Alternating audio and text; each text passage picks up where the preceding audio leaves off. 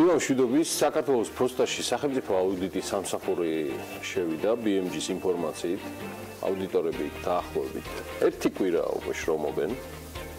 მუშაობენ კიდევაც მთავარი მაკონტროლებელ ორგანოში ამ საკითხთან დაკავშირებით.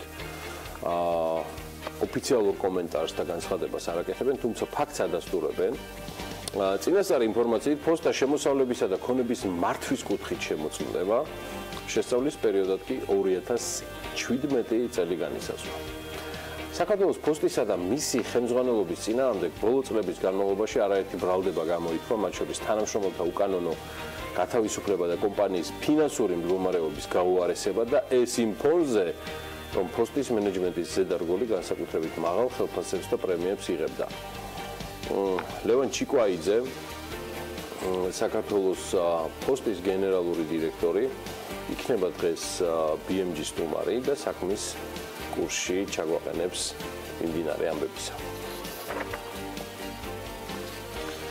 ღვინის სამშობლოს აღმოსავლეთ მხარეში და უფრო ზუსტად კახეთში ბროწეულის ბაღები შენდება.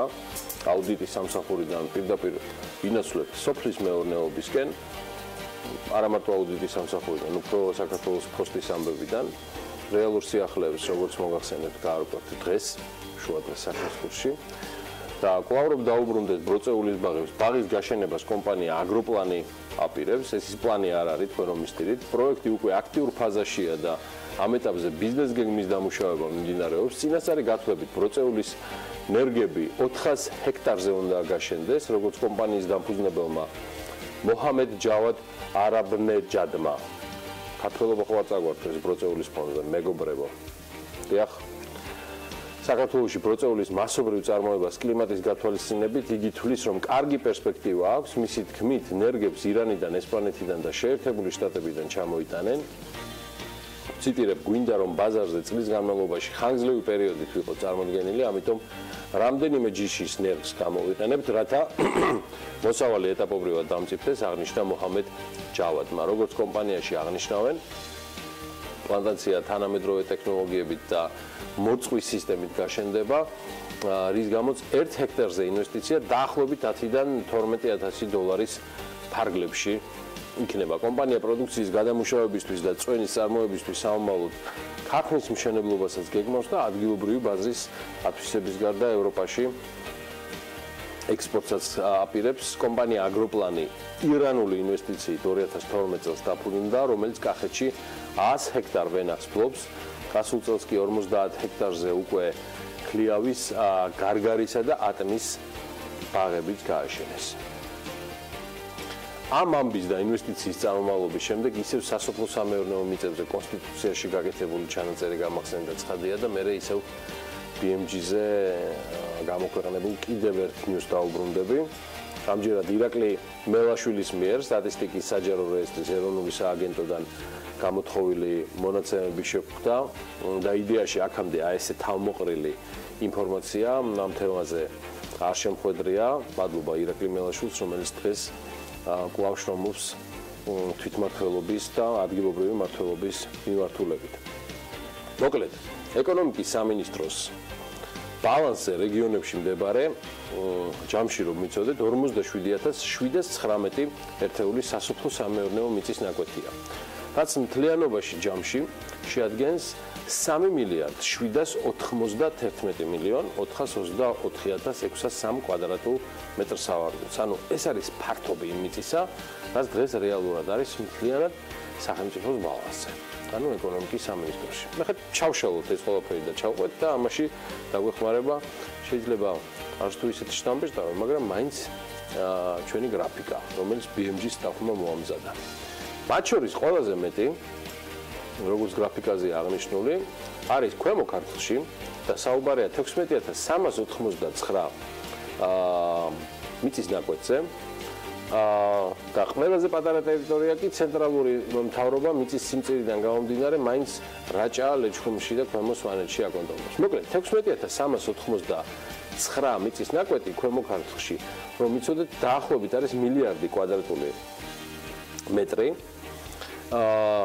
6,053 გახლავთ ქალბატონებო და ბატონებო, მიწის ნაკვეთების რაოდენობა რომელიც სახელმწიფო ბალანსია სამეგრელო ზემოзвანეთში, თავმოყრილი ეს ჯამში შეადგენს 287 მილიონ კვადრატულ მეტრს. კახეთში 6000-მდეა, უფრო სწორად 5891 მიწის ნაკვეთი, ჯამში ეს არის 1.394.000 უკაცრავად 1.384 მილიონი კვადრატული მეტრი. 4541 მიწის ნაკვეთი არის იმერეთში, 4422 შიდა ქართლში, 2832 აჭარაში, 2773 მცხეთა-მთიანეთში და თბილისში არის 2319 მიწის ნაკვეთი, ოღონდ ჯამში განკარგვაში არის 5.329,000 კვადრატული მეტრი განკარგვაში არის მიწა. სამცხე-ჯავახეთი არის 1476 ნაკვეთით წარმოდგენილი, გურია 678 და რაჭა-ლეჩხუმი, როგორც მოგახსენეთ, არის 365 მიწის ნაკვეთი. აი, რაც შეეხება არასასოფლო-სამეურნეო მიწას, რომელიც ეკონომიკის სამინისტროს ბალანსზე ირიცხება, იქ სულ 52899 ერთეული ნაკვეთია და დიდი ნაწილი დედაქალაქში მდებარეობს. რეგიონების მიხედვით კი მიწები ესე ნაწილდება: თბილისი 12927, აჭარა 5210, გურია 1490, იმერეთი 7416, კახეთი 3012, მცხეთა-მთიანეთი 2802, რაჭა-ლეჩხუმი და ქვემო სვანეთი 851, სამეგრელო და ზემო სვანეთი 5726. ნურ სამცხე-ჯავახეთში დავივიწყებთ 2326 მიწის ნაკვეთზეა საუბარი, ქვემო ქართლში 7817 და შიდა ქართლში 3322-ზე. მოკლედ, ამ დროისთვის სახელმწიფოს ბალანსზე მყოფი ეს მიწის ნაკვეთები ნულოვანი მოუგებიანობით არის წარმოდგენილი და შესაბამისად უფრო დეტალური ინფორმაციისთვის იცით სადაც უნდა მიაკითხოთ, ეს BMG-ა, თუმცა მათ რომ გავაკეთოთ იგივე თუნდაც NDI-ის კვლევის უკვე ტრადიციად ქცეულ კითხვაზეც კი პასუხი, რომელიც გამოკითხულ საზოგადოების მთავარ პრობლემად უმუშევრობას გამოკვეთს, აი ამ მიწების ათვისება ვინც ის იქნებ შეცვალოს კიდეც სრულად პასუხები. მათ შორის NDI-ის აი ამ ტრადიციულ კითხვებზე უმუშევრთა რიგების ზრდას ვარაუდობენ პროფკავშირებში, მიუხედავად იმისა, რომ აი ამდენი მიწა არის უქმოდ. ბიზნეს რეზონანსის კითხვები გუშინ გაეცნენ მონაცემებს, რომლის მიხედვითაც ავტორი წერს, რომ სახელმწიფო სტრუქტურების რეორგანიზაცია გაზაფხულამდე დასრულდება და რამდენიმე 1000 ადამიანი საჯარო სექტორში უმუშევართა არმიას თუ ბატალიონს შეუერთდება. უკვე ცნობილია, რომ 5 სამინისტროს გაერთიანების შედეგად 1221 ადამიანს შეამცირებენ. მოკლედ 15027 საჯარო მოხელიდან ჯამში 13806 გააგრძელებს მუშაობას. ანუ თქვენ ახლა რასაც ხედავთ გრაფიკაზე ეს გახლავთ საერთო რაოდენობა საჯარო სამსახურში ყოფი თანამშრომლებისა, ხოლო წითლად არის ზუსტად ის რაოდენობა, რომელიც შემცირდება საჯარო მოხელებიდან, ანუ 1221. მოდი შედარებით ჩავშალოთ, ყველაზე მასშტაბური შემცირება იგეგმება კულტურისა და სპორტის სამინისტროში, სადაც 8325 დასაქმებულიდან რჩება 7054, განათლების და მეცნიერების სამინისტროში კი 1657-დან 1430 გააგრძელებს მუშაობას. კადრების შემცირების პროცესი იდეაში უკვე დაწყებულია ადგილობრივი თვითმმართველობის ერთეულებში, მაგალითად ცნობილია, რომ ქუთაისის მერია 50 თანამშრომელს დაემშვიდობება, იგივე პროცესი მიმდინარეობს ფოთში, ახალციხეში, ლაგოდეხსა და თელავში და დაახლოებით თვეში ოპტიმიზაცია დასრულებული იქნება იგივე თბილისის მერიაშიც. კახაკალაძემ უკვე აღნიშნა, რომ თებერვლის ბოლოს გარკვეული იქნება ვინ დარჩება მუნიციპალურ სტრუქტურაში და ვინ დატოვებს დაკავებულ პოსტებს და ამისთვის შესაბამისი გადარჩევაც მოხდება. პროფკავშირების თავმჯდომარე ბატონი პეტრიაშვილი ბრძანებს, რომ ადამიანის უმუშევრად დატოვება ასეთ რთულ ეკონომიკურ პირობებში რთულია. მთავრობამ გათავისუფლებული კადრების შემდგომ დასაქმებაზე ან კომპენსაციაზე აუცილებლად უნდა იზრუნოს. ციტირებ, ნებისმიერ შემთხვევაში ადამიანის უმუშევრად დატოვება ასეთ რთულ პირობებში საშინელება, პირველ რიგში სამართლიანობა უნდა იყოს დაცული, თუ როგორ ხდება შერჩევა იმ ადამიანების პირისა, ვინც სამსახურის გარეშე რჩება. უნდა გამოქვეყნდეს გეგმა, რამდენად ეფექტური იქნება მუშაობა საჯარო სექტორისა და მას შემდეგ რაც თანამშრომლები შემცირდება. პირადად მე, ბრძანის ბატონი ირაკლი პეტრიაშვილი, მსგავსი გეგმის არსებობის შესახებ არაფერი მსმენია. ამასობაში საარსებო მინიმუმი გაზრდილია, კომუნალური გადასახადებიც გაზრდილი, ძვირდება ნავთობით საერთაშორისო ბაზარზე და შესაბამისად საქართველოშიც 2017 წლის ივლისში 1 ბარელი ნედლი ნავთობის მსოფლიო ფასი $44 იყო. მას შემდეგ $47 გაძვირდა და დღეს ბარელი ნავთობი $64.5 ღირს. $64.5 ბოლო 2.5 წლის სიდიაში მაქსიმალური ფასია. ნავთობის ფასის ზრდას აქვს რამდენიმე მიზეზი. ამაღლდა მსოფლიო ეკონომიკის ზრდის ტემპი, რაც ნავთობზე მოთხოვნას და შესაბამისად ფასს ზრდის, რადგან მოთხოვნის ზრდის შესაბამისად არ იზრდება მიწოდება, რომელიც მნიშვნელოვანწილად ნავთობის ექსპორტიორ ქვეყანათა ორგანიზაციის მიერ არის დარეგულირებული. გასათვალისწინებელია ისიც, რომ ზამთრის თვეებში ნავთობზე მოთხოვნა ზოგადად მატულობს და ამ ფონზე ოპეკი გეგმავს, რომ 2018 წლის განმავლობაში ყოველდღიური მიწოდება, ანუ 1.8 ბარელის ოდენობით შეამციროს. ფასის ზრდის ერთ-ერთი მიზეზია ასევე ირანში გართულებული პოლიტიკური სიტუაცია, რომელმაც შესაძლოა ნავთობის მიწოდებას გარკვეული პრობლემები შეუქმნას. ამასთან პრეზიდენტ ტრამპის განცხადებები ირანზე კვლავ სანქციების დაწესების შესახებ ზრდის ნავთობის ფასის გაზრდის მოლოდინებს. სანქციების დაწესების შემთხვევაში ირანიდან ნავთობის მოწოდება დღეში 9 მილიონი ბარელით შემცირდება. ამასთან ლიბიაში ააფეთქეს ნავთობის მიმწოდებელი მილი, რომლის დღიური გამტარუნარიანობა 70,000 ბარელი გახდათ. ნავთობის მოპოვება შემცირებულია ვენესუელაში, სადაც უმძიმესი ეკონომიკური კრიზისია. და ხო, კიდევ ერთი ნავთობის ბაზრიდან BP აპირებს $1.7 მილიარდი მოსთხოვოს Deepwater Horizon. საქმე 2010 წელს მექსიკის ყურეში ჩაღრილ ნავთობს ეხება. 2010 წელს მსოფლიოს ერთ-ერთი უდიდესი ეკოლოგიური კატასტროფის მომსწრენი გავხდით ყველანი, გემახსოვრებათ. საერთო ჯამში BP-ის დაზიანებული ტანკერიდან მექსიკის ყურეში 3.200.000 ბარელი ნავთობი ჩაიღვარა, რაც 500 მილიონ ტონას აღემატება. ნავთობის ასე ვთქვათ ლაქა აპი რეალურად რამდენიმე 100 კვადრატულ კილომეტრზე იყო გადაჭიმული, არეალში მოქცეული ცოცხალი ორგანიზმების დიდი ნაწილი სრულად განადგურდა. BP-მ დაკისრებული ჯარიმისა და რეპუტაციის შელახვის შედეგად გაუფასურებული აქციების გამო საერთო ჯამში $60 მილიარდზე მეტი იზარავა. და ეს არ არის ერთადერთი სიახლე, რასაც დღეს შემოგთავაზებ, ასე რომ ნახოთ მოდი საქმიანი დილის ვიდეო ანონსს.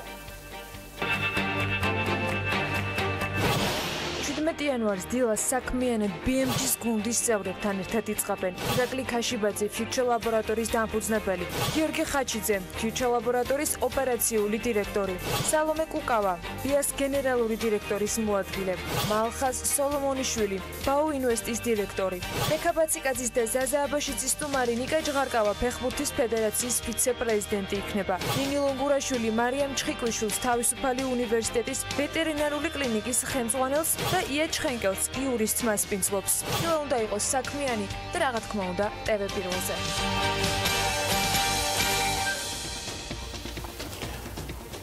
მცხეთის კინოთეატრის შენობის არქეოლოგიურ მუზეუმად გადაკეთება თავდაპირველად გამოცხადებულ სავარაუდო ღირებულებაზე 1,400,000-ით მეტი დაждდება. საქართველო და სამხრეთ კორეა ინოვაციების და ტექნოლოგიების სფეროში თანამშრომლობის გაღრმავებას გეგმავენ. და თურქეთის ხელისუფლება კი ბოსფორის სრუტის ალტერნატივის გასაყვანად ემზადება. და ვინ თუ არა ანავაპიაშვილთან ერთად გავაგზავნებ უკვე 11 წუთზე საქმიან დილას, მე მას მივესალმები, მშვიდობიან და წარმატებულ ეთერს უსურვებ. ანა დარწმუნებული ვარ, BMG-ის გუნდთან ერთად ძალიან ბევრი საინტერესო მასალა და ინფორმაცია მოუმზადდა ჩვენს მაყურებელს. მშვიდობის გიორგი, მივესალმები მაყურებელს და რა თქმა უნდა, ძალიან ბევრი საინტერესო სიახლის გაცნობის შესაძლებლობა აქვს BMG-ის მკითხველებს, თუმცა არც საქმიანი დილა ჩამორჩება და ეს მხოლოდ პირველი ნაწილია, წინ ბევრი საინტერესო ამბავი გელოდებოდა და პირველ კოლას გავაცნოთ სულ რამდენიმე წამში.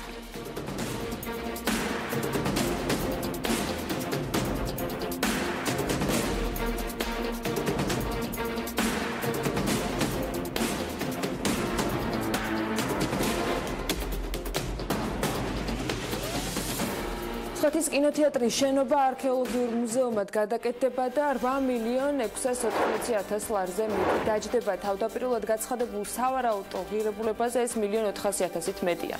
სამუშაოების შესასრულებლად მუნიციპალური განვითარების ფონდმა 5 პრეტენდენტს შორის კომპანია ჯავაში ერჩია, რომელთანაც კონტრაქტის გაფორმების პროცედურა ამ დროისთვის ხდება.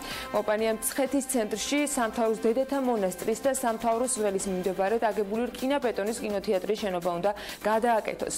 მოხდება ასევე სამუზეუმო საცავის მოწყობაც, ასევე შენობის ქვედა ნაწილში მოქცეული არქეოლოგიური ძეგლის, მცხეთის კარიბჭის საკონსერვაციო სამუშაოები. ორსართულიან მიშენებაში კი მოეწყობა მუზეუმის მიმღები, საგამოფენო დარბაზი, საკონფერენციო სივრცე, კაფე, სველი წერტილები, დამხმარე სასაწყობე სათავსოები და ასე შემდეგ.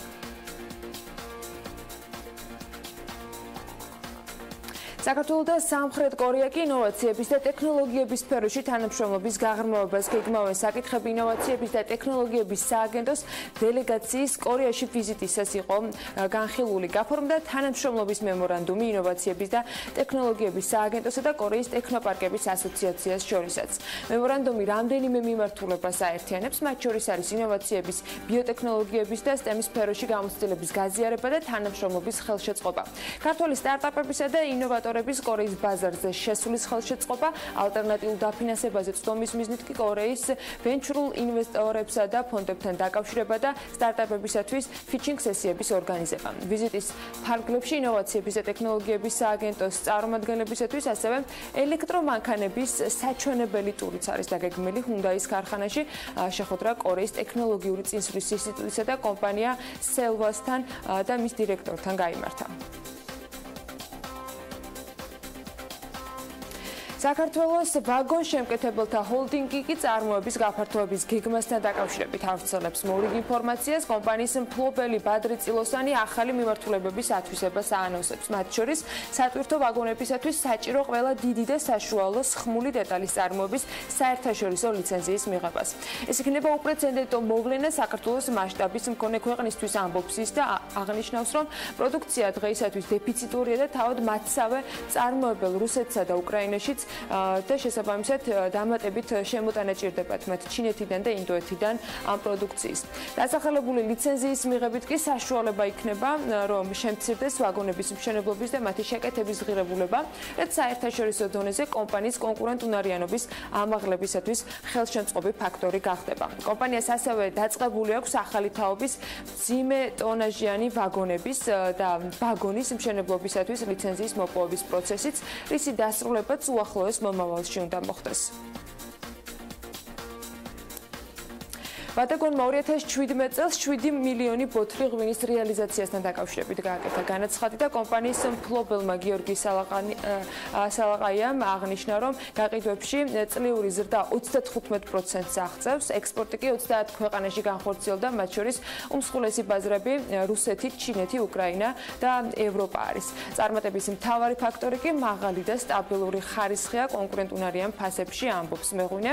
ვადაგონის მთავარი ენოლოგი იტალიელი დოქტორი კი აღნიშნავს, რომ მსოფლიოს 5 საუკეთესო ენოლოგთა შორის არის და ღვინის ოსკარის მფლობელია.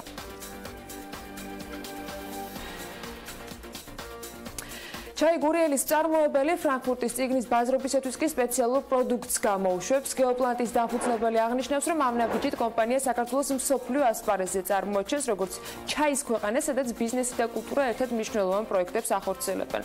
ახალი პროდუქტი პირველი არ იქნება, რომლის დაგემოვნების შანსიც გერმანელ მომხმარებელს ექნება. გასულ წელს გეოპლანტმა გერმანიაში ერთ-ერთი ბრენდის ქართული ბახის გამოშვება მოახერხა და 2018 წელს ასევე დაგეგმილი აქვს ორი ახალი საკოლექციო ხაზის გამოშვებაც.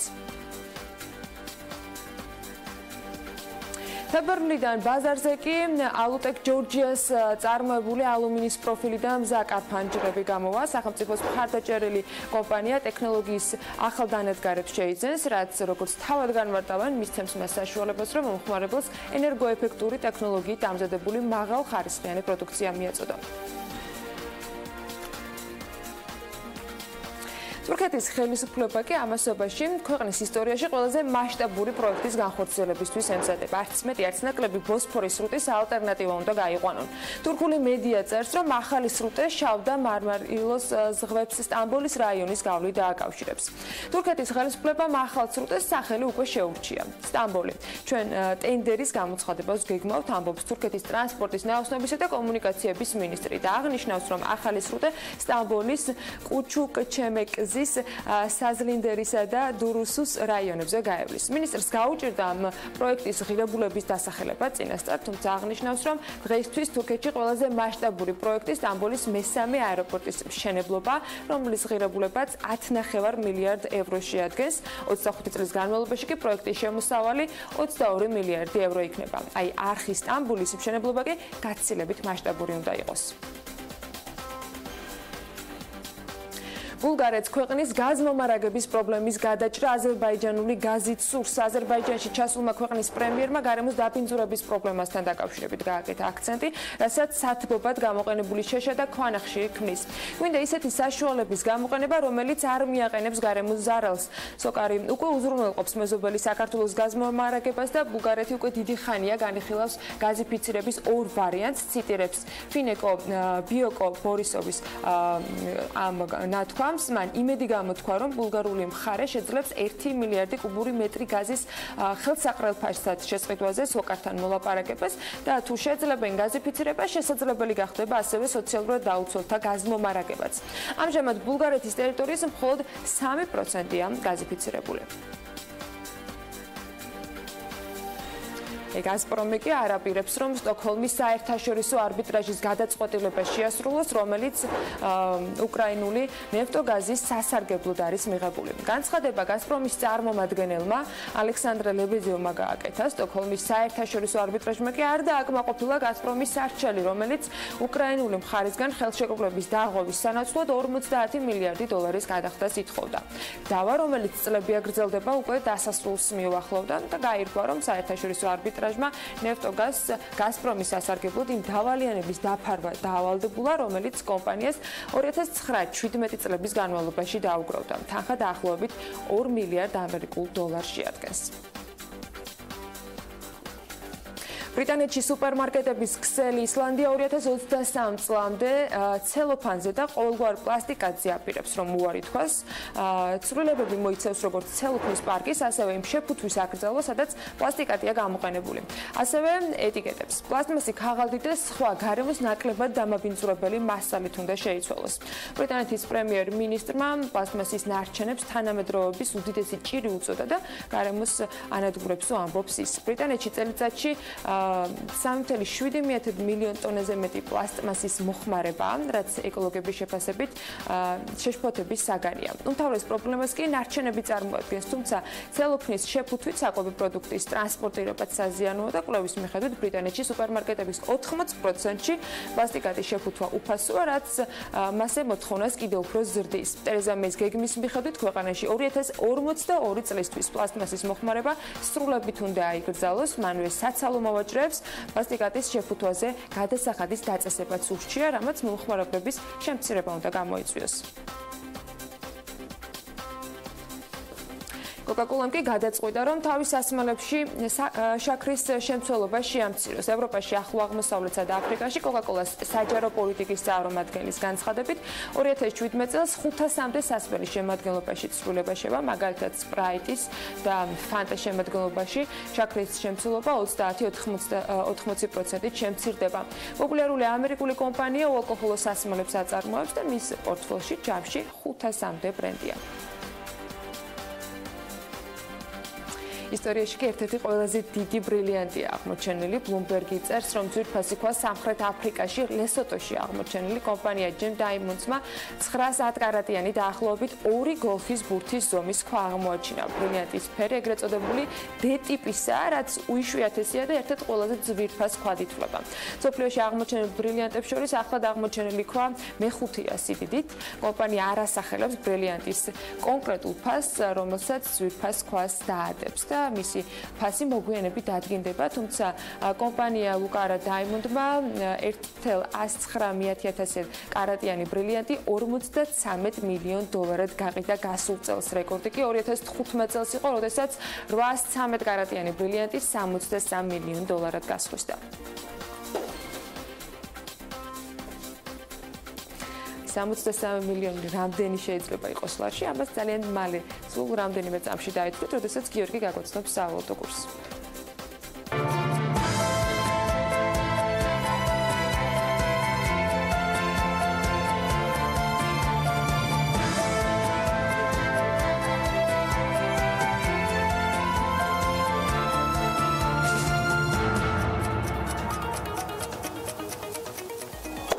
დაიმონდის ეს ძირფასი ქვა იყოს და თუ რაღაცა არის ყველაზე კლებად კრიპტოვალუტებშიც სიამოვნებით მივიღებდი მას.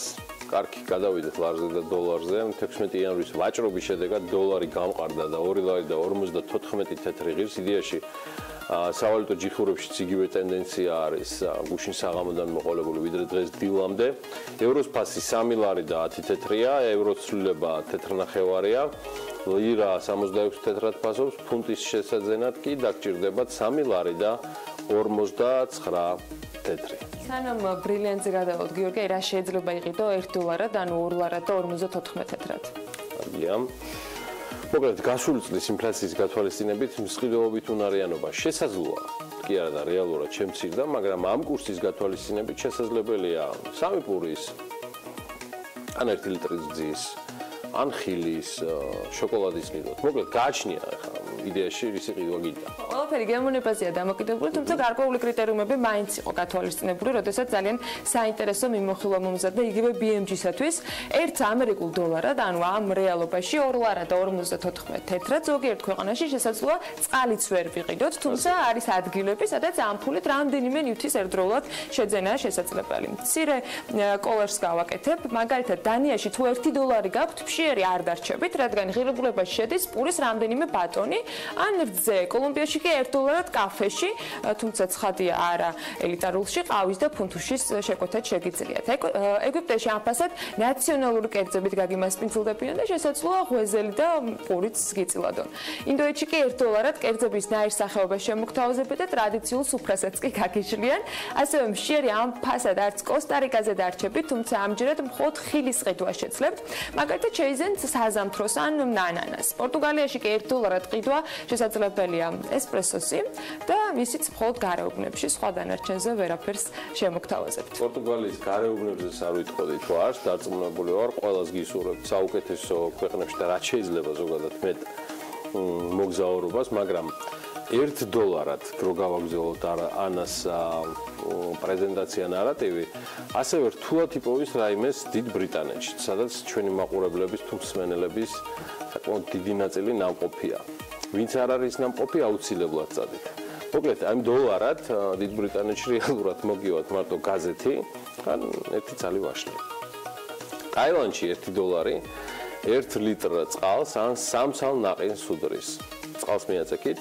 ასევე შეგიძლიათ იყიდოთ ფასტ ფუდი ქუჩაში ან 2 ლიტრიანი კოკა-კოლა, რომელიც უყვარს თემურ ჭყონიას და უორენ ბაფეტს.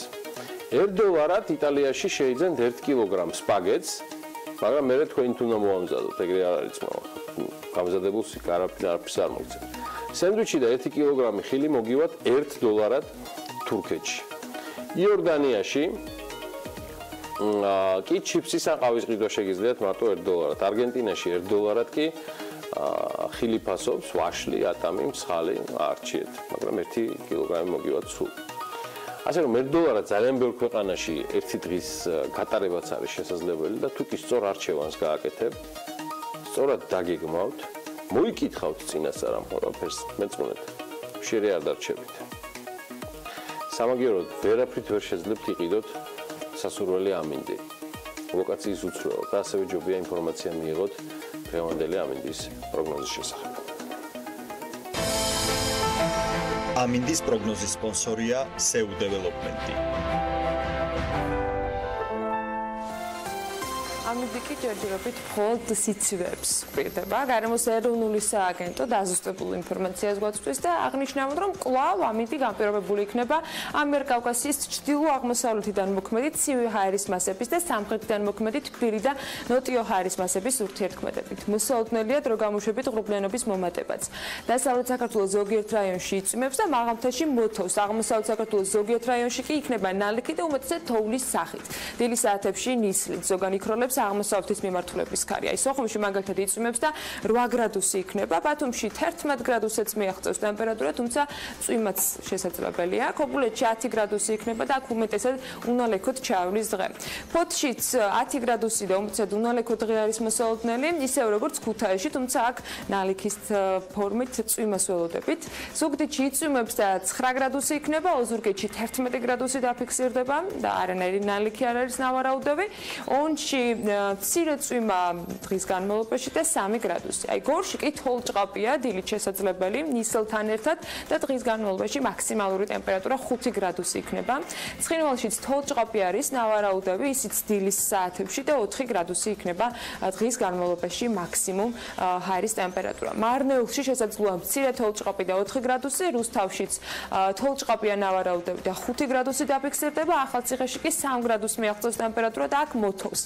ბორჯომში უმეტესად უნალექოდ ჩაივლის დღე და 2 გრადუსია ნავარაუდები, ბაკურიანში კი მცირე თოვლი და ნისლი იქნება და მოყინავს, 0 გრადუსი იქნება დღის განმავლობაში მაქსიმუმ. ახალქალაქში შესაძლოა იყოს მცირე თოვლი და ნისლი და აქაც 0 გრადუსია ნავარაუდები, სტეფანწმინდაში კი მოთოვს და 2 გრადუსი დაფიქსირდება. თელავშიც მცირე თოვლი და ნისლია დღის განმავლობაში და 3 გრადუსს მიაღწევს ტემპერატურა. თბილისში კი უმეტესად ღრუბლიანი ამინდი გველოდება, მცირე თოვლ-ჭყაპით, დილით ნისლსაც შეამჩნევს, თუ გაიხედავთ ფანჯრიდან, იქროლებს აღმოსავლეთის მიმართულების ქარი და მაქსიმალური ტემპერატურა იქნება 5 გრადუსი. ამ დროისთვის სავარაუდოდ 0 გრადუსი უნდა იყოს და წინასწარ როგორც ვიცით 9 საათისათვის -1 უნდა დაფიქსირდეს და შემდეგ ისევ 0-სკენ წავა. მადლობა ანას. კიდევ ერთი ინფორმაცია ვიდრე გავალთ რეკლამაზე. გუშინ მორიგი შეხვედრა გაიმართა სადისტრიბუციო კომპანიებსა და თბილისის მერიის მესვეურებს შორის. საუბარია რომ სადისტრიბუციო კომპანიის ხელმძღვანელებს შეხვდნენ თბილისის ვიცე-მერი ბატონი ირაკლი ხმალაძე და მერის მოადგილე ქალბატონი მაია ბითაძე. საუბარი ცხადია ეხებოდა თემას, რომელიც თბილისში მოძრაობის განტვირთვის კომპლექსური გეგმის ნაწილია, იმედია სხვებიც ასეთია, რომ ეს მხოლოდ ნაწილია და ამ მიზნით სადისტრიბუციო მანქანების გადაადგილების შეზღუდვის საკითხზე შესაბამისად იმსჯელეს. მოკლედ მერიამ ზადარის აქტიურად იმუშაოს სადისტრიბუციო კომპანიებთან იმისთვის, რომ ახალმა გრაფიკმა მინიმალურად შეაფერხოს ბიზნესი და უფრო მეტად შეუწყოს ხელი ქალაქში არსებული მოძრაობის განტვირთვას. ჯამში, როგორც ინფორმაციიდან ირკვევა, შეხვედრაზე კომპანიის წარმომადგენლებმა ისაუბრეს რისკებზე, რომელიც ახალი გრაფიკის დაწესებით შესაძლოა მათ კომპანიებს შეექმნათ. თუ ამ თემაზე ისაუბრებენ პირდაპირ ეთერში, მხოლოდ გამიხარდება კომპანიებმა მერიასთან მჭიდრო კომუნიკაციით ამ რისკების შემცირებისა და ახალი რეგულაციებისთვის სათანადოდ მზადების სურვილის გამოთქვეს. და მოკლედ ბოლოს მხარეები კონკრეტული მოსაზრებების შეჯერებისთვის და შეხვედრის გაგრძელებაზე შეთანხმდნენ. ასეთი რეზუმირება გაკეთდა ამ ყველაფრისა იმ ფონზე, რომ თბილისის მერის ინიციატივით დედაქალაქის მთავრობა საცობების შემცირების მიზნით კომპლექსური ღონისძიებების შემუშავებას იწყებს. ღონისძიებები ეხება მათ შორის სადისტრიბუციო მანქანების გადაადგილებასთან დაკავშირებით კონკრეტული საათების დადგენას, ასევე ნარჩენების გატანისა და სამარშრუტო ტაქსების სწორი მოძრაობის რეგულირებას. ეგეთი ამბავია. გავიდით ახლა რეკლამაზე. ამასობაში იმედია ეს მნიშვნელოვანი გადაწყვეტილებებზე გვექნება მათ შორის საქმიანი დილის პირდაპირ ეთერშიც მსჯელობის საშუალება. სულ რამდენიმე წუთში გაგიბრუნდებით უკვე სარეკლამო ბლოკის შემდეგ. დარჩით ჩვენთან.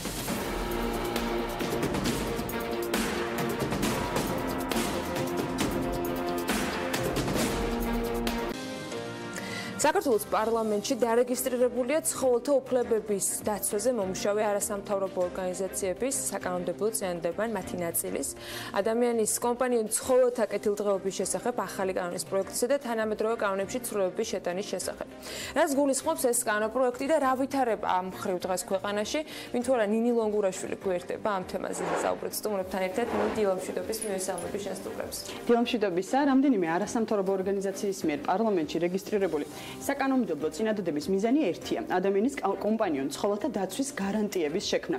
ამაზე ბევრი გვისაუბრია, აქციებიც ყოფილა სხვადასხვა არასამთავრობოებს შორის კონფლიქტიც, თუმცა მისი განხილვა მაინც პირველი მოსმენით საკომიტეტო განხილვის ეტაპზევე გაჩერდა. იქამდე სანამ სტუმრებთან გადავალ, მცირე სტატისტიკა მინდა გავაცნო მაყურებელს. ჯერ კიდევ 2007 წლიდან დაიწყო უზედამხედველო ცხოველებზე დევნა. თუმცა იმ დროს ეს არ გულისხმობდა მათ კარგ ბედში ჩავარდნას. შეფასე დებიუტი, რომელმაც იმ დროის საქართველოში ძაღლებზე ომი გამოაცხადა, ყველა განწირული იყო სიკვდილისათვის და ამას ადასტურებს ის მასალები, რომელიც საქმიან დილას ექსკლუზიურად აქვს მოპოვებული. ამ ყველაფერს კი ხელსაწერს შეფასე დებიუტის ხელმძღვანელი ნუგზარ ბოლქვაძე და იმ დროის მერიის თანამშრომელი დავით სადათერაშვილი. იმ დროის სტატისტიკა არის ასეთი: 2008 წლის 24 დეკემბრიდან 2009 წლის 29 იანვრის ჩათვლით შეფასე დებიუტის ძაღლმჭერების მიერ იზოლირებული იყო 1409 ძაღლი. აქედან ევთანაზია ჩაუტარდა 1400 და ლეშის გაუნებელყოფა ჩაუტარდა 900, ანუ გადარჩა 0.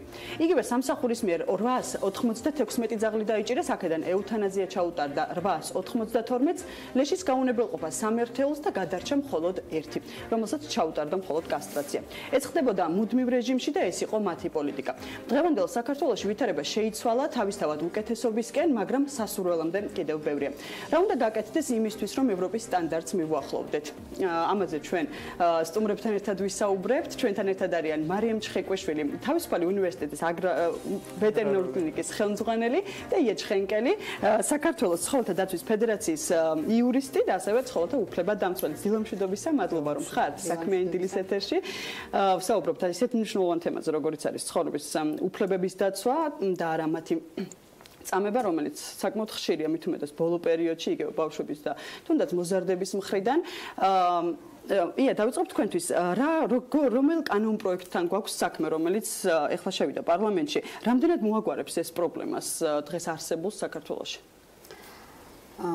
კანონპროექტი ადამიანის კომპანიონ ცხოველთა კეთილდღეობის შესახებ დარეგისტრირებულია პარლამენტში. განხილვის პროცესი ჯერ არ დაწყებულა. თავისთავად ეს უკვე გადადგმული ნაბიჯი არის ცხოველთა საკეთილდღეოდ. არავინ არ დაობს, რომ აუცილებელი არსებობდეს კანონი, თუმცა ამ კანონში არის რიგი ხარვეზები, რომელიც შესაძლოა უფრო გააუარესოს მათი მდგომარეობა და ამ საკითხზე საკმაოდ სერიოზული მუშაობა მოგვიწევს უფლებადამცველებს მომავალში განხილვების ეტაპზე. თუმცა აქამდე ადრეც დაახლოებით 2 წლის წინ გვიმუშავია, შენიშვნებიც მიგვიწოდებია იგივე კანონპროექტთან, იგივე იმ სამ არასამთავრობოსთან, რომელმაც შეიტანა ეს კანონპროექტი. რა შენიშვნებია? არსებობს თუ არა ალტერნატივა იმ ხარვეზებზე, რომელიც აი ამ კანონპროექტში არის ჩაწერილი? კი, შენიშვნები ამ 2 წლის წინ ჩვენ ვიმუშავეთ დაახლოებით 12 არასამთავრობომ და კიდევ ფიზიკურმა პირებმა, ცხოველთა მოყვარულებმა და დამცველებმა. ეს შენიშვნები დარეგისტრირდა პარლამენტში და ამ ახალ ვარიანტში არის რამოდენიმე შენიშვნა გათვალისწინებული, თუმცა ისევ და ისევ მხოლოდ მათი აზრით რაც იყო საჭირო, ესენი არის გათვალისწინებული და ანუ საჭირო არის აუცილებელი არის თანამშრომლობა და ერთად მუშაობა, რადგან მივიღოთ ის, რაც ნამდვილად დაიცავს ცხოველებს და არა უბრალოდ კანონი კანონისთვის. მარიკა, როგორც ვეტერინარი, გითხარი, რა ხარვეზები არის აი ამ კანონპროექტში, რა არის შესაძლებელი? როგორც ვიცი, არის ისეთი მუხლები შეტანილი, რომელიც არის ორაზროვანი და ორაზროვნებას რო თავი დავანებოთ, ვეტერინარული კუთხით არის ისეთი მუხლები ჩადებული, რომელიც რეალურად ვეტერინარულ კანონმდებლობას ეწინააღმდეგება, მაგალითად ადამიანებისთვის და ცხოველებისთვის საშიში დაავადებების შემთხვევაში, თქვათ, ცოფზე საეჭვო თუ ცხოველის ვეტერინარულ კლინიკაში მოთავსება, ეს არის არარეალური, იმიტომ რომ ის კლინიკა მაშინ დაიხურება სამთვიან კარანტინზე, ეს არც არავის აწყობს და კანონმდებლობითაც არ არის დასაშვები. გარდა ამისა, იგივე ამ კუთხით, როდესაც ჯანმრთელობის საკითხს ეხება ერთ-ერთი მუხლი წერია, რომ მსგავსი ცხოველები ევთანაზიას ექვემდებარებიან, რაც კატეგორიულად გამორიცხულია ცოფთან მიმართებაში და ასე შემდეგ. ჩემთვის როგორც ცხოველთა დამცველისთვის ძალიან მნიშვნელოვანია არ იზღუდებოდეს არც ადამიანი და არც ცხოველი. თავისთავად ორივე საკითხი განიხილება აქ და როდესაც ადამიანს უწერ რომ 1000-ზე მეტი ცხოველი არ უნდა ყავდეს, მაპატიეთ და 10 ჰექტარი მიწა თუ მაქვს, 10 კი არა 100 მეყოლება და რატომ არა? ამ შემთხვევაში უნდა განმისაზღვრონ, ხო? იგივე აქ არ არის ჩამონათვალი თუნდაც იმისი, ვთქვათ, როდესაც ცხოველების გამრავლებას ეხება, ლიცენზია კარგი გასაგებია, ეს ლიცენზიები მთელ მსოფლიოში ძალიან ძვირი ღირს, იმისთვის რომ ადამიანმა გაამრავლოს ცხოველი, მაგრამ არ არის საუბარი იმაზე, როგორ უნდა მოწმდებოდეს თუნდაც ის ცხოველი, დისპლაზიური ცხოველების გამრავლებას აქვს, აი არ ვიცი, კატასტროფული მაჩვენებელი, მარტო იმიტომ რომ გაამრავლონ, ხალხის ცნობიერებაზე საერთოდ არ არის ლაპარაკი და თქვათ ბრიტანეთში განსაზღვრულია და ბევრ ქვეყანაში რომ 2 წლიდან 6 წლამდე ხდება ცხოველის გამრავლება, აქ არ არის საერთოდ ამაზე დაკონკრეტება, მაშინ ესე იგი შემიძლია მე გავამრავლო 11 წლის ძაღლიც, რომლისთვისაც ჯანმრთელობისთვის ეს საკმაოდ სარისკო შეიძლება, ხო, იყოს. ან იგივე კიდევ უფრო მნიშვნელოვანი ამას წინათ იყო და შენთანაც ვიყავი ეთერში, რომ ვილაპარაკეთ ევთანაზიაზე და აქ წერია, რომ ცხოველის მოკვდინება მხოლოდ ვეტერინარული საშუალებებით შეიძლება, როდესაც ცხოველი შედარებით მსუბუქ, ანუ არ განიცდის ტკივილს, ხო? მაგრამ საქართველოში არ არის ესეთი ვეტერინარული მედიკამენტები და მაშინ რა ვქნათ, როდესაც ცხოველი საკმაოდ ძვირია და კი და ამ შემთხვევაში, ხო, თუნდაც ძვირია, შეიძლება ვერ გაწუდეს ყველა ვეტერინარი და ამ შემთხვევაში მაშინ რას ვაკეთებთ? ანუ რო ვზღუდავთ, გასაგებია აქ ინგლისური მარილის მაგნეზიუმის სულფატზე იყო საუბარი, იმიტომ რომ თქვა შესაძლებელია ამის შეზღუდვა უნდათ, მაგრამ არსებობს ადამიანების პრეპარატები, რომლებსაც ისედაც ყოველდღიურ ცხოვრებაში საქართველოშიც და საზღვარგარეთაც ვიყენებთ და ამ კუთხითაც შესაძლებელია აბსოლუტურად ჰუმანურად მიუდგეთ ამ საკითხს და გამოვიყენოთ ეს პრეპარატები. ნუ აიცით რა არის, ჩემი აზრით, ხო, გასაგებია რომ სამი ორგანიზაცია დაჯდა, გაცილებით უკეთესია 15 მჯდარიყო, აქეთ 12 და იქით 3 და პლუს ყოფილიყო ეს ყველაფერი შემუშავებული პროფესიონალებთან ერთად, იმიტომ რომ ვეტერინარული კუთხე არ არის სამი არასამთავრობოს მხრიდან მოხდა მხოლოდ ამ კანონპროექტის შეტანა და არ მოხდა ეს რაღაცა ეს კომპლექსურად და ბევრი არასამთავრობო მათ უნდა ვკითხოთ. მათ უნდა ვკითხოთ. კარგი, მე მაინტერესებს ია, თქვენთან მაქვს კითხვა. არსებობდა 259 მუხლი და არსებობს, თუმცა უმოქმედო და არასდროს არ ყოფილა ამ მუხლის გამოყენება, რომელიც სასტიკ მოპყრობას ეწინააღმდეგება ცხოველის მიმართ. ეს კანონპროექტი მათ შემდეგ რაც დარეგისტრდება და სრულ სახეს მიიღებს, ამოქმედებს 259 მუხლს. როგორ არის იცით, საერთოდ კანონში სამწუხაროდ არსებობს მუხლები, რომელსაც ჩვენი იურისტები ეძახით მკვდარ მუხლებს. ანუ არასოდეს არ უმოქმედია ამ მუხლს და რა ხდება? ზოგადად კანონი უნდა იყოს აუცილებლად კომპლექსური. არ შეიძლება იყოს ერთადერთი მუხლი, რომელიც სასტიკ მოპყრობას ეწინააღმდეგება.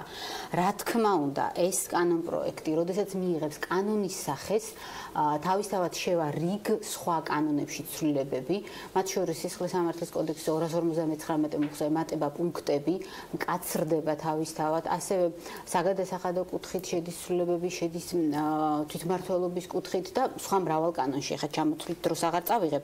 რაც ყველაზე მნიშვნელოვანია, რატომ არ შეიძლება მივიღოთ კანონი ასეთი სახით.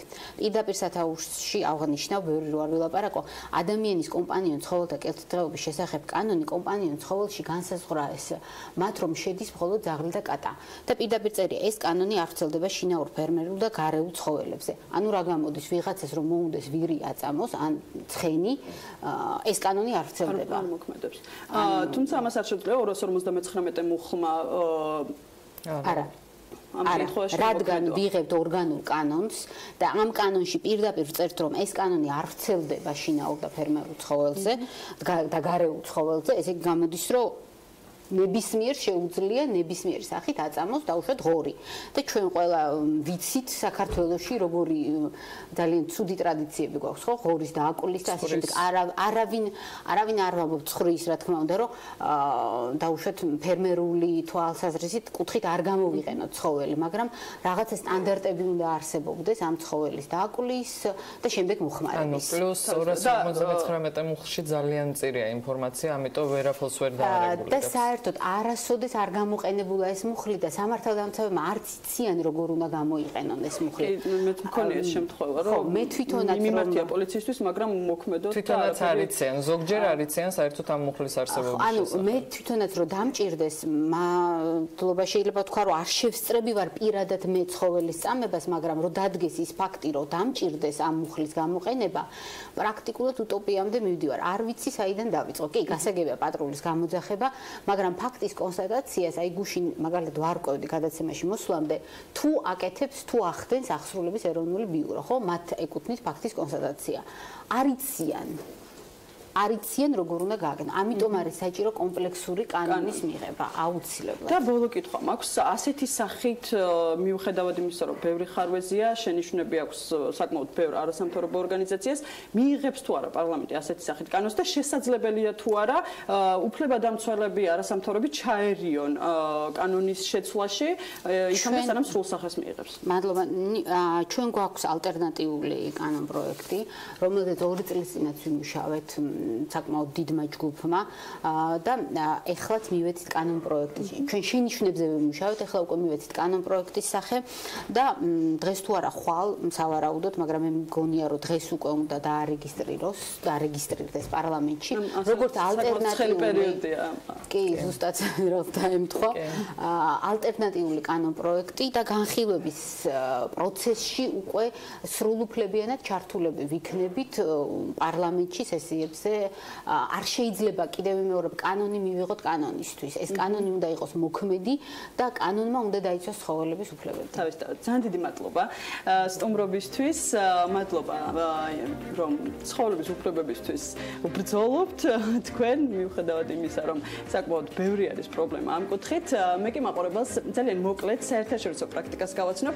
ცხოველთა უფლებები საერთაშორისო პრაქტიკის მიხედვით რეგულირდება როგორც ცალკე სპეციალური კანონებით, ასევე ნაწილობრივ. სისხლის სამართლის კოდექსით და მაგალითად ავსტრიაში პირს, რომელიც ტკივილს აყენებს ძლიერი შიშის ქვეშ ამყოფებს ან არასათანადოდ უვლის, ცხოველს ეკისრება ჯარიმა 7500 ევრომდე, ხოლო დანაშაულის განმეორების შემთხვევაში 15000 ევრომდე. საქართველოს შემთხვევაში კი ჯარიმა არც მეტი, არც ნაკლები 8 ლარია. ხოლო განმეორებითზე იქ მისვლაზე თავს აღარავინ აღარ იწუხებს. ამიტომ ჰაერივით საჭიროა ქვეყანას კონდეს კანონი, რომელიც იცავს ცხოველს და არა მარტო ბოლო პერიოდში ყველაზე კარგად ჩანდა ბავშვებისა და ზრდასრულების მიერ ცხოველის წამება, მოკლა და ასე შემდეგ.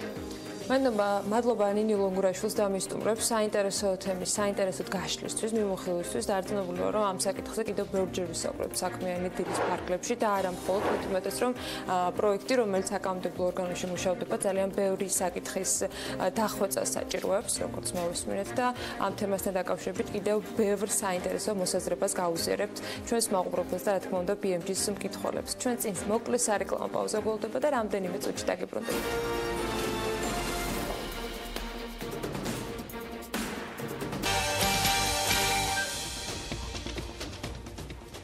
დაგროვებითი პენსიის შესახებ კანონპროექტის განხილვების საგაზაფხულო სესიაზე დაიწყება, რა წერია რეგულირების გავლენის შეფასების დოკუმენტში. 1 იანვრიდან ელექტროენერგიის ახალი 3-წლიანი ტარიფები ძალაში შევიდა. ჰესების მშენებლობით დაინტერესებულებთან სახელმწიფო თანამშრომლობის ახალ მოდელს გამოიყენებს, რომელიც ელექტროენერგიის გარანტირებული შესყიდვის ძველ პრაქტიკას აღარ ითვალისწინებს. მთავრობამ ახალგაზრდების დასაქმების სუბსიდირება დაიწყო, რა ვადით დასაქმდებიან ბენეფიციარები და რამდენი ანაზღაურების მაქსიმალური ზღვარი, რამდენიმე წამში ბიზნეს სიახლეებში.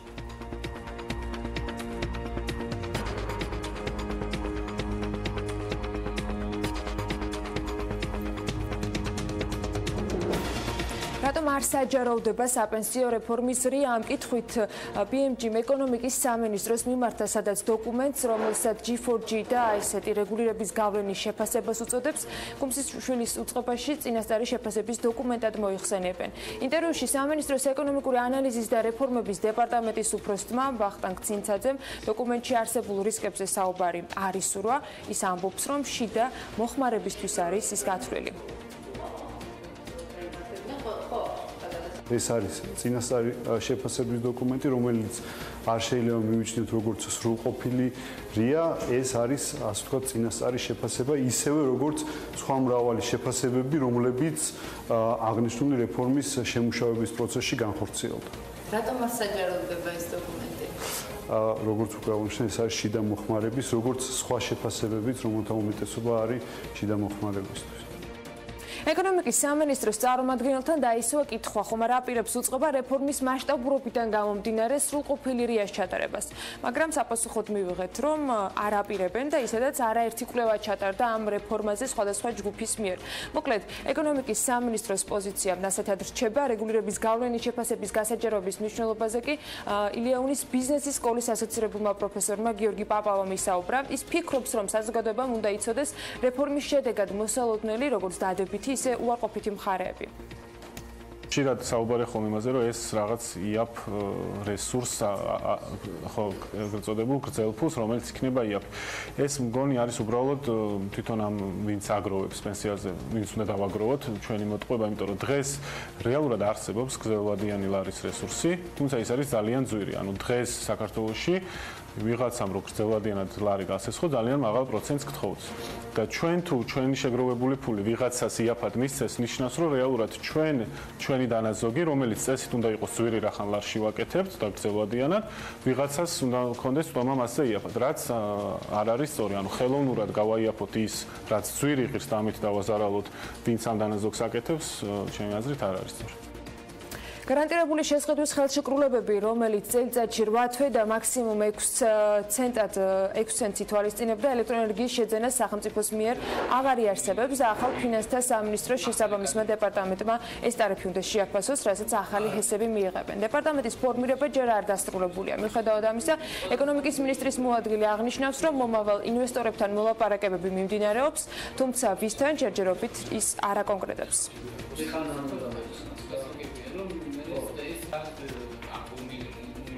შევიდა ცვლილება მოგეხსენებათ 214 დადგენილებაში და სახელმწიფო აღარ იღებს ვალდებულებას შეისყიდოს გარანტირებულად ინვესტორისგან ელექტროენერგია თუ არ არის თქვათ ის ობიექტი ქვეყნისთვის სტრატეგიულად მნიშვნელოვანი. ზოგადად ერთიანი მიდგომა რომ ჩვენ ვიძლეოდით PPA-ებს გავცემდით, ანუ ეს მიდგომა აღარ არის, იქნება ინდივიდუალური მიდგომა და ინდივიდუალური მიდგომა იქნება გამომდინარე ობიექტის ენერგეტიკული ღირებულებიდან. არის ინვესტორების ჯგუფი, რომელთანაც მოლაპარაკებების სტადიაზე არის სამინისტრო, მათთან ჩვეულებრივ რეჟიმში მიმდინარეობს მუშაობა და იმის შემდგომ რაც შეთანხმდება ორივე მხრისთვის საერთო ესე ვთქვათ საკითხები შემდგომ უკვე გადაწყდება.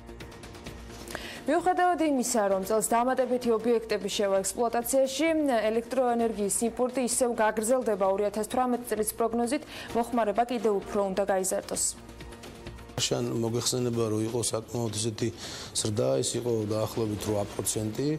ჩვენ 2018 წელს ვარაუდობთ 2 მილიარდი კილოვატი-საათის იმპორტირებული ელექტროენერგიის შემოტანას.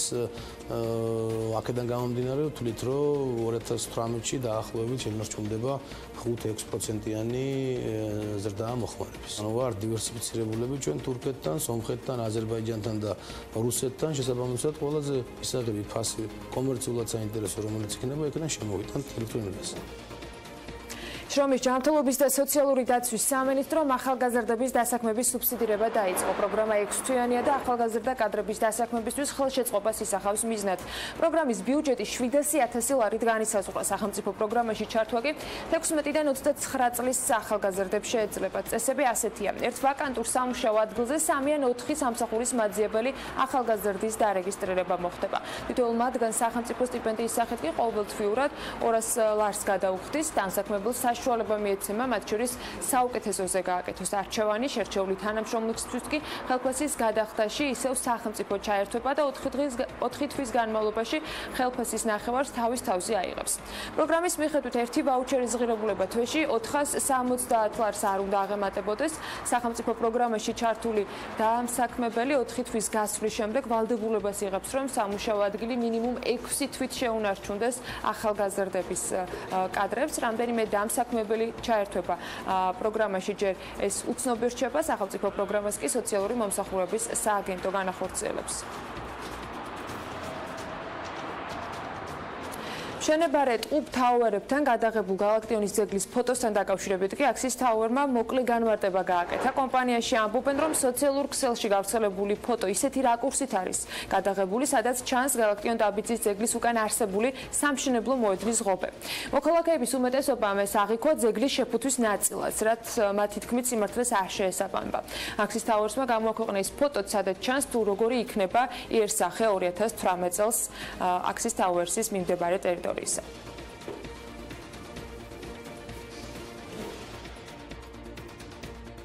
ეროვნული ბანკის სავალუტო ჯიხურების რეგულირებას ამკაცრებს. კანონში შესული ცვლილებების მიხედვით სავალუტო ჯიხურებს ვალუტის გადაცვლის კურსის და საკომისიოს თაობაზე მომხმარებლისათვის ინფორმაციის მიწოდება ეროვნული ბანკის მიერ დადგენილი ფორმით მოუწევს.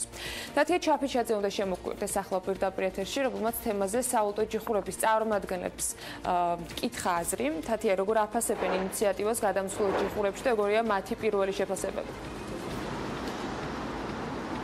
ანა როგორც ჩვენ უკვე ახსენე, იმ საფინანსო დაწესებულებების ჩამონათვალს, რომელზე კონტროლსაც ეროვნული ბანკი ახორციელებს, სავალუტო ჯიხურებით დაემატება. ცვლილებების მიხედვით ვალუტის გადამცვლელი ჯიხური ვალდებულია მომსახურების გაწევისას მომხმარებელს სრულყოფილი ინფორმაცია მიაწოდოს ვალუტის გადაცვლის კურსის შესახებ და ასევე საკომისიოს შესახებ ასეთის არსებობის შემთხვევაში. გარდა ამისა, ეროვნული ბანკი უფლებამოსილია თავის მიერ დადგენილი წესის შესაბამისად მოითხოვოს და მიიღოს ნებისმიერი ინფორმაცია, მათ შორის კონფიდენციალურიც კი. ჯიხურების უმრავლესობაში აღნიშნულ ინიციატივას ჯერჯერობით არ იცნობენ, ყოველ შემთხვევაში საუბარია იმ ჯიხურებზე, რომელსაც ჩვენ ვესაუბრებთ, თუმცა ნაწილში აცხადებენ, რომ ცვლილებები მათთვის მისაღებია და ფიქრობენ, რომ ეს სიტუაციას დაარეგულირებს. რომთვის მისაღებია ეროვნული ბანკის გადაწყვეტილება? მომხმარებელი საქმის კურსში უნდა იყოს, რა თქმა უნდა, რაღაცნაირი პროცენტი.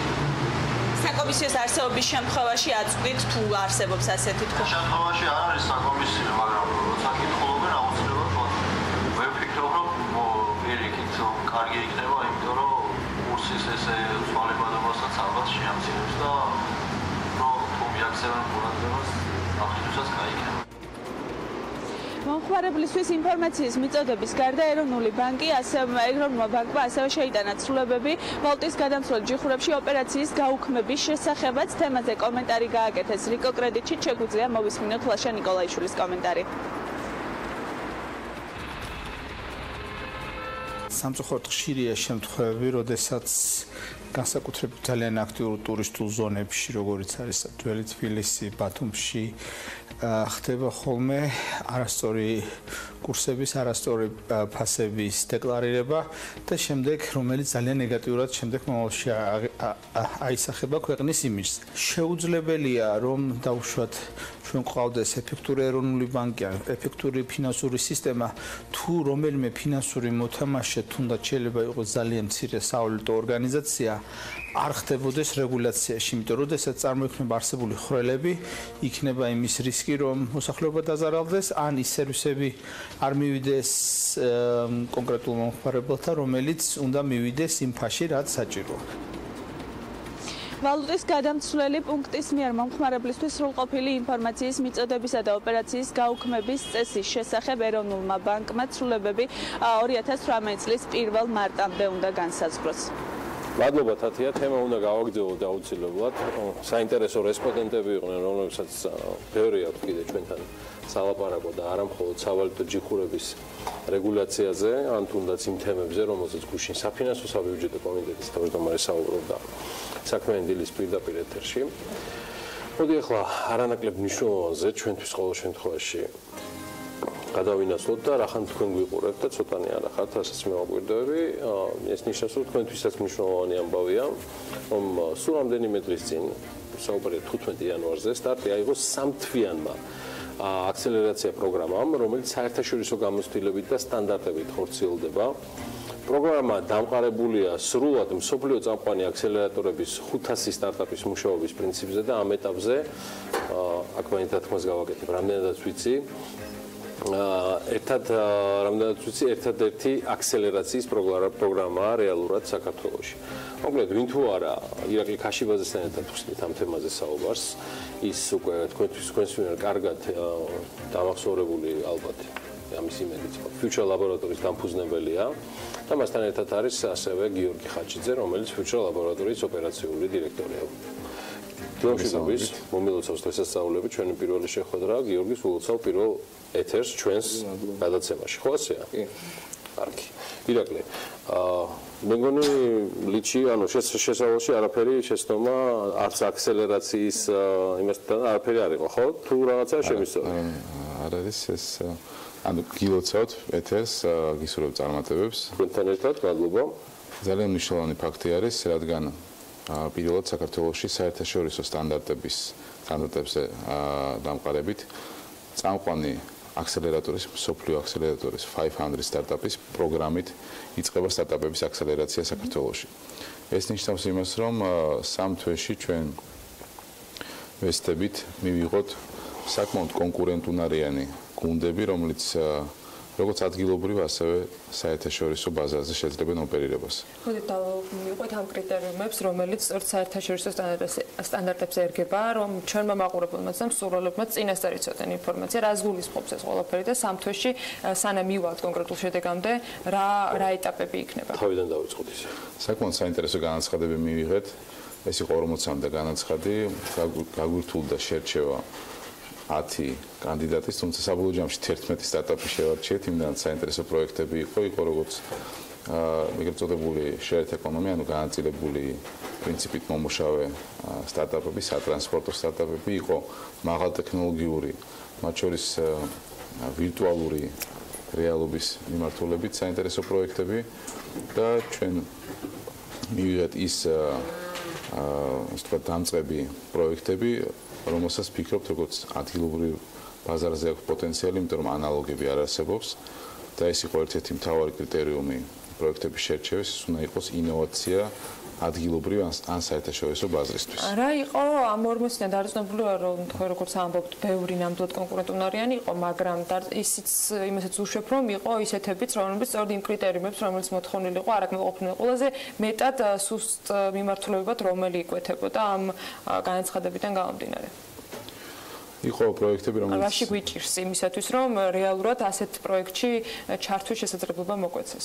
თავი ამოცანა არის, რომ პროექტი წყვეტდეს ძალიან მნიშვნელოვან პრობლემას და ეს პრობლემა ნავწუხებდეს ბევრ ადამიანს, ბევრ კომპანიას და შესაბამისად ეს არის მთავარი კრიტერიუმი, ერთ-ერთი მთავარი კრიტერიუმი პროექტის შერჩევის, მათ შორის ასევე მნიშვნელოვანი არის გუნდი და რამდენად მზად არის გუნდი, რომ შეცვალოს გარშემო თავისი სიტუაცია, მათ შორის ეკონომიკური და გახადოს ის უკეთესი, ანუ პროცესები, გახადოს მომსახურება უფრო უკეთესი, ანუ ეს იყო მთავარი კრიტერიუმი იმ სტადიაზე, რომელზეც იმყოფებიან პროექტები. თქვენი დაკვირვებით ამ 40 პრობლემის გადაწყვეტის შესახებ. ამ 40 განაცხადიდან სტარტაპები რამდენად იყვნენ ამ ყველაფერზე მორგებულები? საბოლოო შერჩეულები არიან ზუსტად ამ პროექტებზე. საბოლოოდ გასაგებია, მე მაინტერესებს ის ხარვასები, ვისაც შეუძლია რომ მომავლისთვის გაითვალისწინოს. 29 იყო ეგეთი. ხო. უფრო მეტად გონიათ რომ თუ იდეა არის, ესე ვთქვათ, კრეატიული, საოცრებად იქნებოდა შემდგომში საინტერესო და ძალიან მნიშვნელოვანი რომ წყვეტდეს იმ თავის ტკივილს, რომელიც გააჩნია ბევრ ადამიანს, ბევრ კომპანიას და მის ინოვაციურ გადაწყვეტაზე იყოს ორიენტირებული. კარგი, გიორგი, ამ 11-დან, უკვე 11 რო არის და არა 10, მე მესმის რომ ჭირდა შერჩევა, როგორც ირაკლი ბრძანა. მაგრამ ამ 11-დან ძირითადად რა თემებს წყვეტს ცალკე აღებული, რომელიმეს კიდევ თუ გამოარჩევდით. თუ ეს რაიმე არათანაბარ 11-ვე ბრძანეთ თუ გნებავთ. ჩვენთვის საინტერესოა 11-ვეს მოსმენა. ზოგადად საინტერესოა ის, რომ უმეტესი ნაწილი არის ეგრეთ წოდებული shared economy-ის მიმართულებით. ანუ მათ შორის shared economy ეხმარება თბილისის საცობებს განტვირთვაში, ასე ვთქვათ. საუბარი მაქვს სატრანსპორტო მიმართულებით არსებულ სტარტაპებს. ბლოგი იყო სხვათა შორის Forbes Junior-ის წარმომადგენლების მხრიდან shared economy-ზე და დარწმუნებულია, რომ ეს თემა კიდევ ბევრს საინტერესო შემოგთავაზებს. თოდეში ჩართვისთვის, იმიტომ რომ არ შემეძლო ეს არ გამიხსენებინა.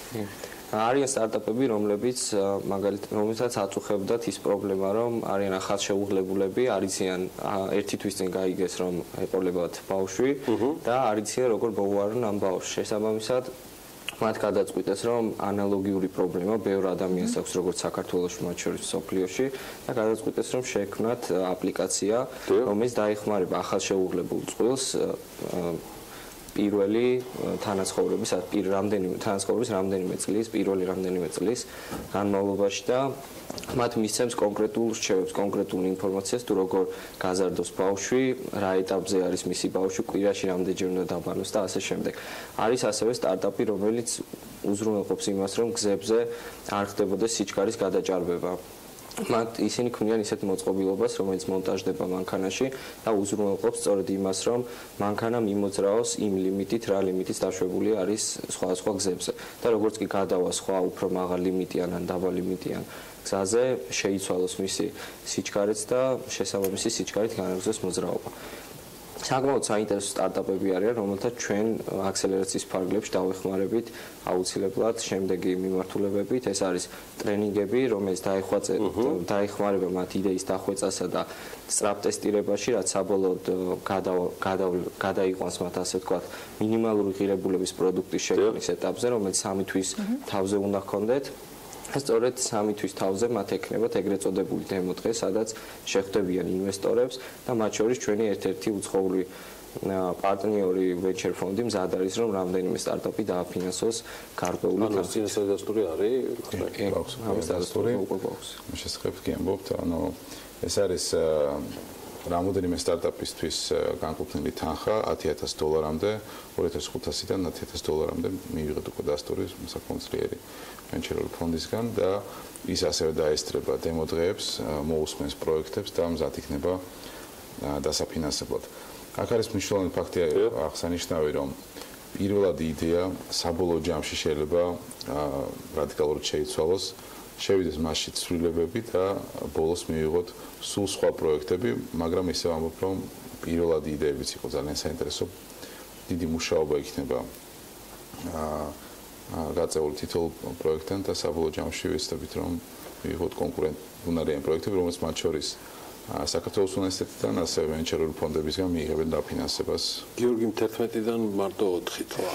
მიდაგლის კაშიბაზეს თუ აქვს გამორჩეული ამ 11-დან, რომელმაც მოდი ესე თქვა, ეს არ ნიშნავს რაიმე ტიპის გარანტირებულ წარმატებას, მაგრამ მოახდინეთ თქვენზე შტაბ-შტილება, რაც ჩათვალეთ თავად გახდებოდით მისი მომხმარებელი. ეს არის DRPLO პროექტი, რომელიც გაძლევს საშუალებას აკონტროლოთ თქვენი სიზმრები. სიზმრები, კი, ანუ ფაქტობრივად შეიძლება ვირტუალურ რეალობის, ისე ვთქვათ, შეთავაზება ადამიანს უბრალოდ შენს twin-ზე დამყარებულ, ისე ვთქვათ, პროცესში.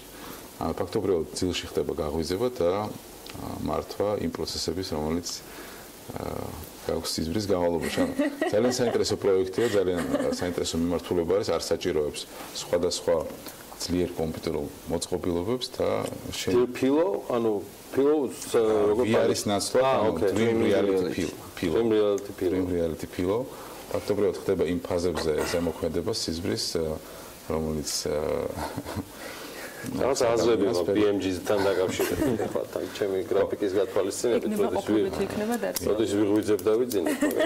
ძალიან საინტერესო მიმართულება არის, აქვს დიდი პოტენციალი და ფიქრობ საერთაშორისო მასშტაბითაც აქვს პოტენციალი ზის. ანუ უქადით თქვენ რომ პოტენციალი იმხელა არის ამ კონკრეტული მე როგორც გეკითხოთ ესე უკან დაგაბზუნებთ და მინდა რომ ამ სამთვიანი გადამზადების მომზადების პროცესს მოკლედ მივხვილოთ თუ არის უკვე ცნობილი ის გეგმა რომის მიხედვითაც ისინი გაივლენ გადამზადებას ლექტორები რომლებიც დაეხმარებიან ან ტრენერები დავარქვათ ვინც იქნებიან ჩართულები ამ სამთვის განმავლობაში ამ პროექტში ამ კუთხით გვაქვს ძალიან დიდი გამოცდილება გიორგი გახლავთ 500 სტარტაპის სერტიფიცირებული ტრენერი ეს თქო შეიძლება ითქვას რომ ან ორი ადამიანი არის თუ ერთი ჩვენთან მეორე საქართველოს ბანკში მუშაობს ამჟამად და პროგრამა მოიცავს ბევრ საინტერესო ელემენტს გიორგის თქო რომ როგორც აღნიშნე ეს არის ტრენინგები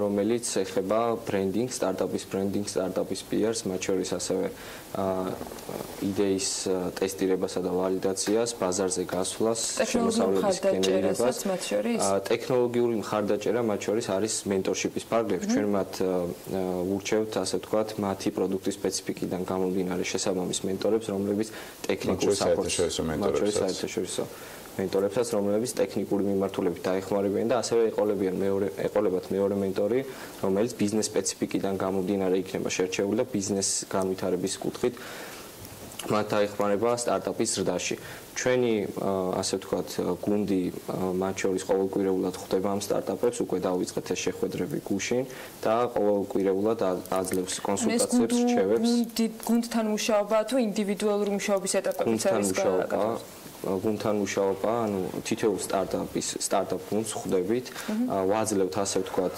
მიმართულებებს, რომ შემდეგ კვირამდე რა მიზნები უნდა შეასრულონ, უსახავთ ამ მიზნებს და შემდეგ კვირას მოდიან, უსახავთ ახალ მიზნებს, გავივლით ასე ვთქვათ შესრულებულ მიზნებს, რომელიც იყო გასულ კვირაში და სწორედ ეს პროცესი უზრუნველყოფს იმას, რომ სწრაფი ტემპებით განვითარდნენ და სწრაფი ტემპით მიიყვანონ საკუთარი მინიმალური ღირებულის პროდუქტების სრულყოფამდე. სტარტაპ ფაქტორში მოხდრილ სტარტაპებს აქვს უნიკალური შესაძლებლობა, რომ ასევე გავიდნენ უკვე 6 ქვეყნის დაემატა მოლდოვა, 6 ქვეყნის ბაზარზე და ეს პროცესი ძალიან მარტივად მოხდეს.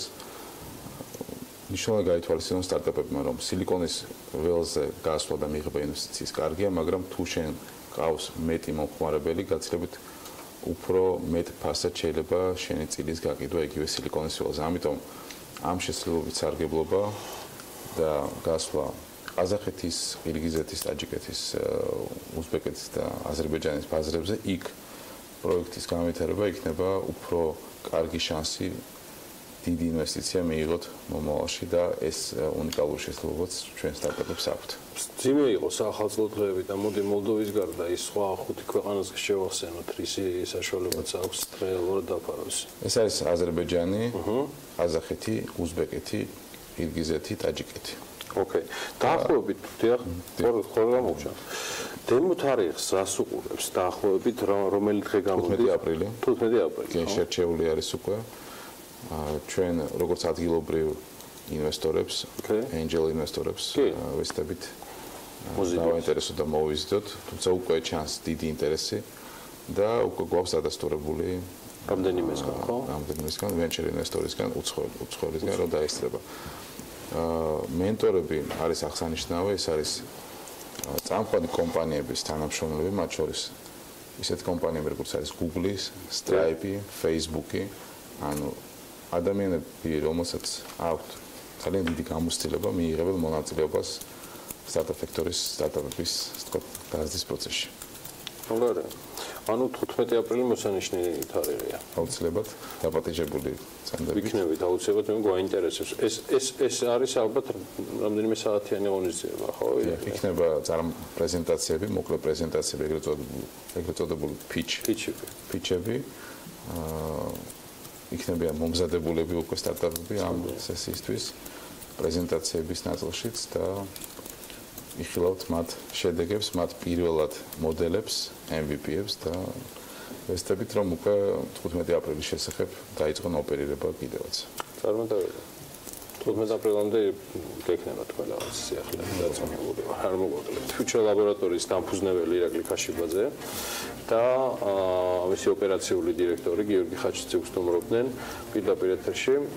მადლობა მათ საკმაოდ საინტერესო ამბებისთვის და დაინტერესებისთვის სტარტაპების სამხელა მოცვისა. მე დარწმუნებული ვარ, რომ პოტენციური ინვესტორები არა მხოლოდ ცხოველები იქნებიან, რაზეც ირაკლი საუბრობდა, არამედ იმედი მაქვს, რომ ქართველებიც დაინტერესდებიან და მოევლინებიან ერთგვარ ენჯელ ინვესტორებად იმ 11 შერჩეულ სტარტაპს, რომელიც 15-ში წარდგება ყველაზე დიდ სამსჯავროზე და განკითხვის დღეზე. მათ აქვთ საშუალება, რომ ძალიან საინტერესო საქმიანი მომავალი გაუხსნან საკუთარ თავს. გავიდეთ მოკლე არა, გრძელვადიანი ამინდის პროგნოზი არის და მე მგონი ჯერჯერობით კიდევ მოკლეა, მაგრამ ეს იზრდება რეკლამა თავებირველზე, წარმატებები თავებირველზე. წარმატებას გისურვებთ.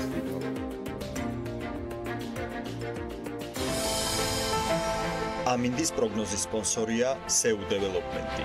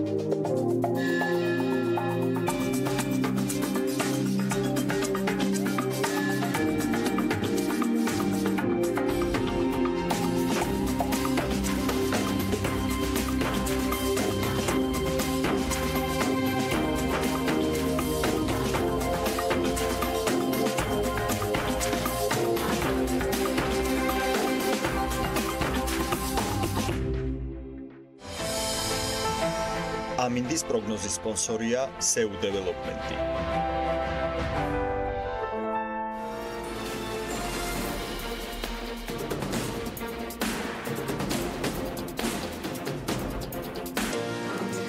ამ სარეკლამო ჯრის შემდეგაც დადგა დრო, რომ 2018-ის პირველი რუბრიკა BMG-ს მკვეთრად გამოკვეთილი სპორტის გომაგებისგან იყოს წარმოდგენილი დილა მშვიდობის ეზრაზე. მივესალმები ბექაბაძეს და რა თქმა უნდა თქვენ სტუმარს დღეს რა მოგვიმზადეთ. არა, მოგესალმები, არ მოვიტყვები და გულწრფელად გეტყვი, რომ საახალწლო დასვენება ძალიან კარგი იყო და კიდევ დიდხანს გავაგზავნებდი, თუმცა წუწუნი უნამუსობა იქნება, ვინაიდან თქვენზე 2 დღით მეტხანს მერგო ეს პატივი და მეორე მიზეზი ისაა, რომ წლის სადებიუტო რუბრიკას სპორტით ვიწყებ. უფრო კონკრეტულად კი ფეხბურთი იქნება დღეს ჩვენი განხილვის საგანი, რაშიც საქართველოს ფეხბურთის ფედერაციის ვიცე-პრეზიდენტი ნიკა ჭღარკალა დაგვეხმარება. გადაცემასი უკვე ტრადიციულად ბექაბაციკაძესთან ერთად მე ზაზააბაშიძე გავუძღვები. პრინციპში ნიკა უკვე სტუდიაშია და შეგვიძლია გადავიდეთ პირველი კითხვით, რომელიც სულ ბოლო პერიოდის ფეხბურთის ფედერაციის აქტივობა არის და ზამთრის თასს შეეხება. ამ ნაწილში ხო მე თქვენს ამაყურებელს მესამები თამაში. კარგად დავიწყებულ და ახლად დავიწყებულ ფეხბურთის ვარსკვლავებთან ერთად საკლუბო ნაწილის კომპონენტიც იყო. მოკლედ რომ შეგვიფასო ნიკა ეს ჩემპიონატი, რომელიც უკვე მეორედ იმართება და პრინციპში მე შეგვიძლია ჩვენ თავარ თემაზე გადავიდეთ, რომელიც საფეხბურთო ინდუსტრიას განვითარება, საქართველოს პერსპექტივებს და სხვა საკითხებს შეეხება. ზამთრის თასს რამდენიმე შრეაქ ასე ვთქვათ, ერთ-ერთი არის, რომელსაც გალახასიათი აქვს, ეს არის უფრო ვეტერანები და ვარსკვლავები სხვადასხვა ქვეყნიდან და მათ შორის საქართველოსდან და ჩემთვის პირადად ყოველთვის უფრო საინტერესოა ეროვნული ლიგის კლუბების ურება ბავშვობიდან ესე იყო ჩემთვის, იმედად ბენდელას თასი გეხსოვნება, ყოველთვის ამ ზამთარში იყო ის რაღაც, რაც არ აძინებდა ჩვენში ფეხბურთს და ფეხბურთელებშიც და დღესაც ესე რომ გრძელდება ძალიან სიამოვნებს და ასევე ბავშვებიც 14 წლამდე ბავშვებშიც ჩატარდა და არანაკლებ საინტერესო იყო ვიდრე ეს დანარჩენი ორი შრე. ზამთრის პასიურ პერიოდში აქტიური ხო, ბავშვები ძალიან მოტივირებულები იყვნენ 14 წლამდეები, მე დავისწარი ერთ დღეს ბავშვების თამაში და განსანახაობრივი გამოვიდა. ნუ კარგი იყო ყოველ შემთხვევაში. მიყურება, ბოლო ფინალს არ დავსწრებია რო ვეტერანების თამაშს, თუმცა ტელევიზიის საშუალებით იყო რომ გვენახა. გადახურვა შეგიძლია. ხო, პრინციპში ზამთრის თასზე ბევრი ისკას ნახვა შეგიძლია. კიდე იყვნენ ვიღაცა აღარ მახსოვს ზუსტად, მაგრამ გუშინ მკითხულობდი და რეპორტაჟის დროსაც, მაგრამ აღარ მახსოვს. 90-იანი წლების ჩვენ მოვიგეთ საქართველოს ნაკრებმა გაიმარჯვა. პრინციპში ზამთრის თასზე ბევრი ლაპარაკი არ გვინდა, იმიტომ რომ მიმდინარე ჯობია რომ მიმდინარე თემებს შევეხოთ. სამომავლო პერსპექტივებს. ზოგადად ნიკა იყო ჩვენი სტუმარი და მაშინ ვისაუბრეთ ფეხბურთის განვითარებაზე, სად როგორ უნდა დაიხარჯოს თქვა თანხები და არა მარტო თანხები, ანუ მარტო ფულზე არ არის დამოკიდებული სწორი სტრატეგია. დღეს რა ხდება ამ მიმართულებით 2018-ში როგორია ეს სწორი სტრატეგია ზოგადად და განვითარება, თუნდაც ევროპული დონის მაღალი დონის ქვეყნებს უნდა შევედაროთ ისეთ ქვეყნებს, სადაც ეს ყველაფერი უკვე დაწყებულია და ვინმე ეს მაგალითი რო ავიღოთ და მოვარგოთ ჩვენს რეალობას. რა თქმა უნდა, ერთი ქვეყნის მაგალითზე გაგვიჭირდება რომ ისეთი ადეკვატური პროექტის და პროგრამების შერჩევა და მორგება, რომ ჩვენი ქვეყნისთვის ესე პირდაპირ უნდა იყოს გამოსული ეს ყველაფერი ჩვენი რეალობიდან და ერთ რამეს ჩავასწორებდი კითხვაში, საუკეთესო ქვეყნებიდან უნდა იყოს თუნდაც აღებული ძირითადად მიმართულებები და შემდეგ უკვე მოხდეს ადაპტირება ჩვენ რეალობაზე. თუ ზოგადად განვიხილოთ ფეხბურთს როგორც ინდუსტრიას, ხო? კი რა თქმა უნდა სოციალური აქტივობა, სპორტია, მაგრამ თუ საუბრობთ ფეხბურთაზე როგორც პროდუქტზე, რაღაც ინდუსტრიის, ხო, ფეხბურთი უნდა განვიხილოთ როგორც ერთი დიდი ინდუსტრია, რომელშიც ხდება სპორტსმენების განვითარება იმ დონემდე, რა დონემდეც ეს არის ამა თუ იმ ქვეყანაში მაქსიმალურად შესაძლებელი, ხო? და თუ დავიწყებთ დაუშვათ ჩვენი ქვეყნის მაგალითზე და შევედარებით საუკეთესოებს, მაგალითისთვის ავიღოთ გერმანია, იქ უკვე თავიდანვე დავინახავთ, რომ ისეთი დიდი უსკრულია, რომ სამუშაო ძალიან ბევრია და ძალიან დიდი ხნის. ხო, იქ უკვე სისტემაა და ეს სისტემა მუშაობს. სისტემამდე სანამ მივავალთ, აი სულ ყველაზე უფრო მარტივად რო შევხედოთ, ორი ბავშვი რომ ავიღოთ ახალშობილი ასე ვთქვათ, რომელიც პოტენციურად მომავალი სპორტსმენია, თუ საქართველოში სპორტში ჩართულ ადამიანთა რიცხვი პროცენტულად დაახლოებით 4%-ია მოსახლეობის, გერმანიაში ეს არის 90, 88, 90 და ანუ რა გამოდის, რომ ანუ გენეტიკურ დონეზე უკვე დაუშვათ 10 ყველაზე უფრო ახლო მშობლიდან, ასე ვთქვათ, ნათესავიდან რომ იმას გენეტიკაში მიიღო მონაწილეობა, გენეტიკაში ჩამოყალიბებაში ხო, ახალშობილის საქართველოს მაგალითზე გამოდის, რომ ნახევარი მშობელი იყო 10-დან, ხო მარტო ნახევარი იყო სპორტსმენი და გერმანელებიდან გამოდის, რომ 10-დან 9 სპორტსმენი იყო, რაც ისეთ გენეტიკურ წინაპირობას უქმნის უკვე ადამიანს თავიდანვე, რომ ანუ ერთნაირი ვარჯიშის პირობებშიც კი შეუძლებელია რომ ანუ საყოველთაობა სპორტის არის საქართველოში პრობლემა, რაც მხოლოდ ფეხბურთში არის ჩვენ შემდეგ. არა მარტო საყოველთაობა, ხო, ეს უბრალოდ პირველი ეს არის პირველი ზღურბლი, რომელიც რაღაცნაირად დავანგრიოთ, გადავლახოთ და შემდეგ უკვე ტექნიკურ მახასიათებლებზე და დეტალებზე. აი როგორ უნდა გადავლახოთ ეს სულ? უნდა ვივარჯიშოთ. სპორტით უნდა დავუკავდეთ და ამისათვის უნდა შევქმნათ შესაბამისი პროექტები და პროგრამები სახელმწიფო დონეზე. იყო თქვათ მაშინ ვისაუბრეთ ციფრებზე, დღეს რამდენია ჩართულობა, რამდენი ბავშვი ვარჯიშობს, იყო დრო როცა ყოველ მეორე ბავშვი ვარჯიშობდა მართლა ნუ ჩემს ბავშვობაში ყოველ შემთხვევაში ასე იყო, რომ სავსე იყო ეს საბავშვო ინერცია რო წამოვიდა. არა, არ ვიცი რა იყო, მაგრამ ნუ ესე იყო, შემდეგ მოიკლო, იმიტომ რომ ანუ ალბათ მშობლებმა, ბავშვებმა შეხედეს, რომ აი იცი რა პერსპექტივა არა აქვს აი სათამაშო მე ქართული ფეხბურთი, თუმცა მაშინ მაგალითად მართლა იყო. არა მარტო ფეხბურთი, ზოგადად სპორტსმენები და აქ რაღაც არ არის თქვა განვითარების ძინა ჯობია ვისწავლო და რაღაცა უნივერსიტეტი და ეს განწყობა იყო. ანუ ეს განწყობა შევცვალოთ, რომ რაღაც დაბრუნდეს და ეს პერსპექტივა უნდა დავანახოთ ადამიანებს, რომ აქ შეიძლება თქვა საკუთარი თავის რეალიზება და რეალურად საკუთარი სახელის და სპორტში ფეხბურთში. რა თქმა უნდა, ეგეც ძალიან მოქმედებს ეგ ამას დააწყობა ხო რაღაც. კი, მაგრამ ანუ არის სხვა კომპეტიტორი ასე ვთქვათ მიმართულებების, მაგალითად ციფრული სამყარო, რომელიც ძალიან უშლის ხელს სპორტში ჩართვას ადამიანების ადრეულ ასაკს გულისხმობ, თორე მე უკვე ხა ზრდასრული ადამიანი როცა ხვდება რომ ეს მისთვის აუცილებელია, ეს უკვე სხვა ამბავია, მანდ უკვე გამოდის შესაძლებლობის პრობლემა, ანუ გაქვთ თუ არა მატერიალურად დროის მიხედვით იმის საშუალება რომ ჩაერთოთ, თუმცა რა თქმა უნდა ეს განვითარებს სპორტის განვითარების მხრივ უკვე ცოტა დაგვიანებულია დასრულ ასაკში რომ ადამიანი ერთობა სპორტში, აუცილებლად უნდა ვქნათ ჩვენ ყველაფერი იმისათვის რომ 10 წლამდე მოხდეს ეს, იმიტომ რომ 10 წლამდე სპორტში ჩართული ბავშვების 70% შემდეგ რჩება უკვე სპორტში ამა თუ იმ ფორმით. პრინციპში განვითარებისთვის და ჩართულობისთვის და პროგრესისთვის ერთ-ერთი ანუ განვითარების დიდ რგოლში თუ წარმოვიდგენთ ეროვნული ლიგაც შედის, მათ შორის და საქართველოში არსებული ეს ინფრასტრუქტურა და თუნდაც ეს სტრუქტურა რაც ლიგის თვალსაზრისით არსებობს, ამ მიმართულებით ჩვენ წინადაც ვისაუბრეთ პრინციპში ნახევრად და მაშინაც დაადასტურა რომ ფედერაციის ერთ-ერთი მთავარი მიმართულება ამ სექტორის მაქსიმალური განკერძოება იყო, წელსაც ეჭვმა 2018 წელს ეს იქნება ეს ტოპ პრიორიტეტი. ზოგადად აი ჩვენი საუბრის თემიდან გამომდინარე ეროვნული ლიგის თვალსაჩინოდ რა შეიძლება ასე ვთქვათ აი რა პერსპექტივებია, რას უნდა ველოდოთ და აი უახლოესი მომავლის გეგმა რა არის ამ მხრივ. უახლოესი მომავლის გეგმა არის ის რომ მაქსიმალურად მოხერხდეს უმოკლეს ვადებში ეროვნული ლიგისათვის კომერციული ინტერესის მიცემა. და ეს საჭიროა თავის მხრივ იმისათვის რომ ეროვნული ლიგა გახდეს თვითკმარი ინდუსტრიის გარეშე შეუძლებელია ისეთი ატმოსფეროს, ისეთი სპორტული ატმოსფეროს შექმნა კლუბებში, რომ კონკურენტუნარიანი კლუბები მივიღოთ საბოლოო ჯამში საშუალო ევროპულ დონეზე მაინც, ხო? სწორად აღნიშნე, ანუ ეროვნული ლიგა და ზოგადად საკლუბო ფეხბურთი, პროფესიული საკლუბო ფეხბურთი არის ერთ-ერთი ბოლო ზღურბლი, რომელიც აი ამ თელ გზაში, ხო, დაბადებიდან სპორტსმენის თავიდან ბოლოში გადახვდი პრინციპში, ხო, მისი პროფესიონალურად ჩამოყალიბებამდე ერთ-ერთი ბოლო და შეიძლება ითქვას, რომ არც ერთზე ნაკლებად მნიშვნელოვანი რგოლია და ანუ ჩვენ შემთხვევაში როგორ ხდება მაგალითად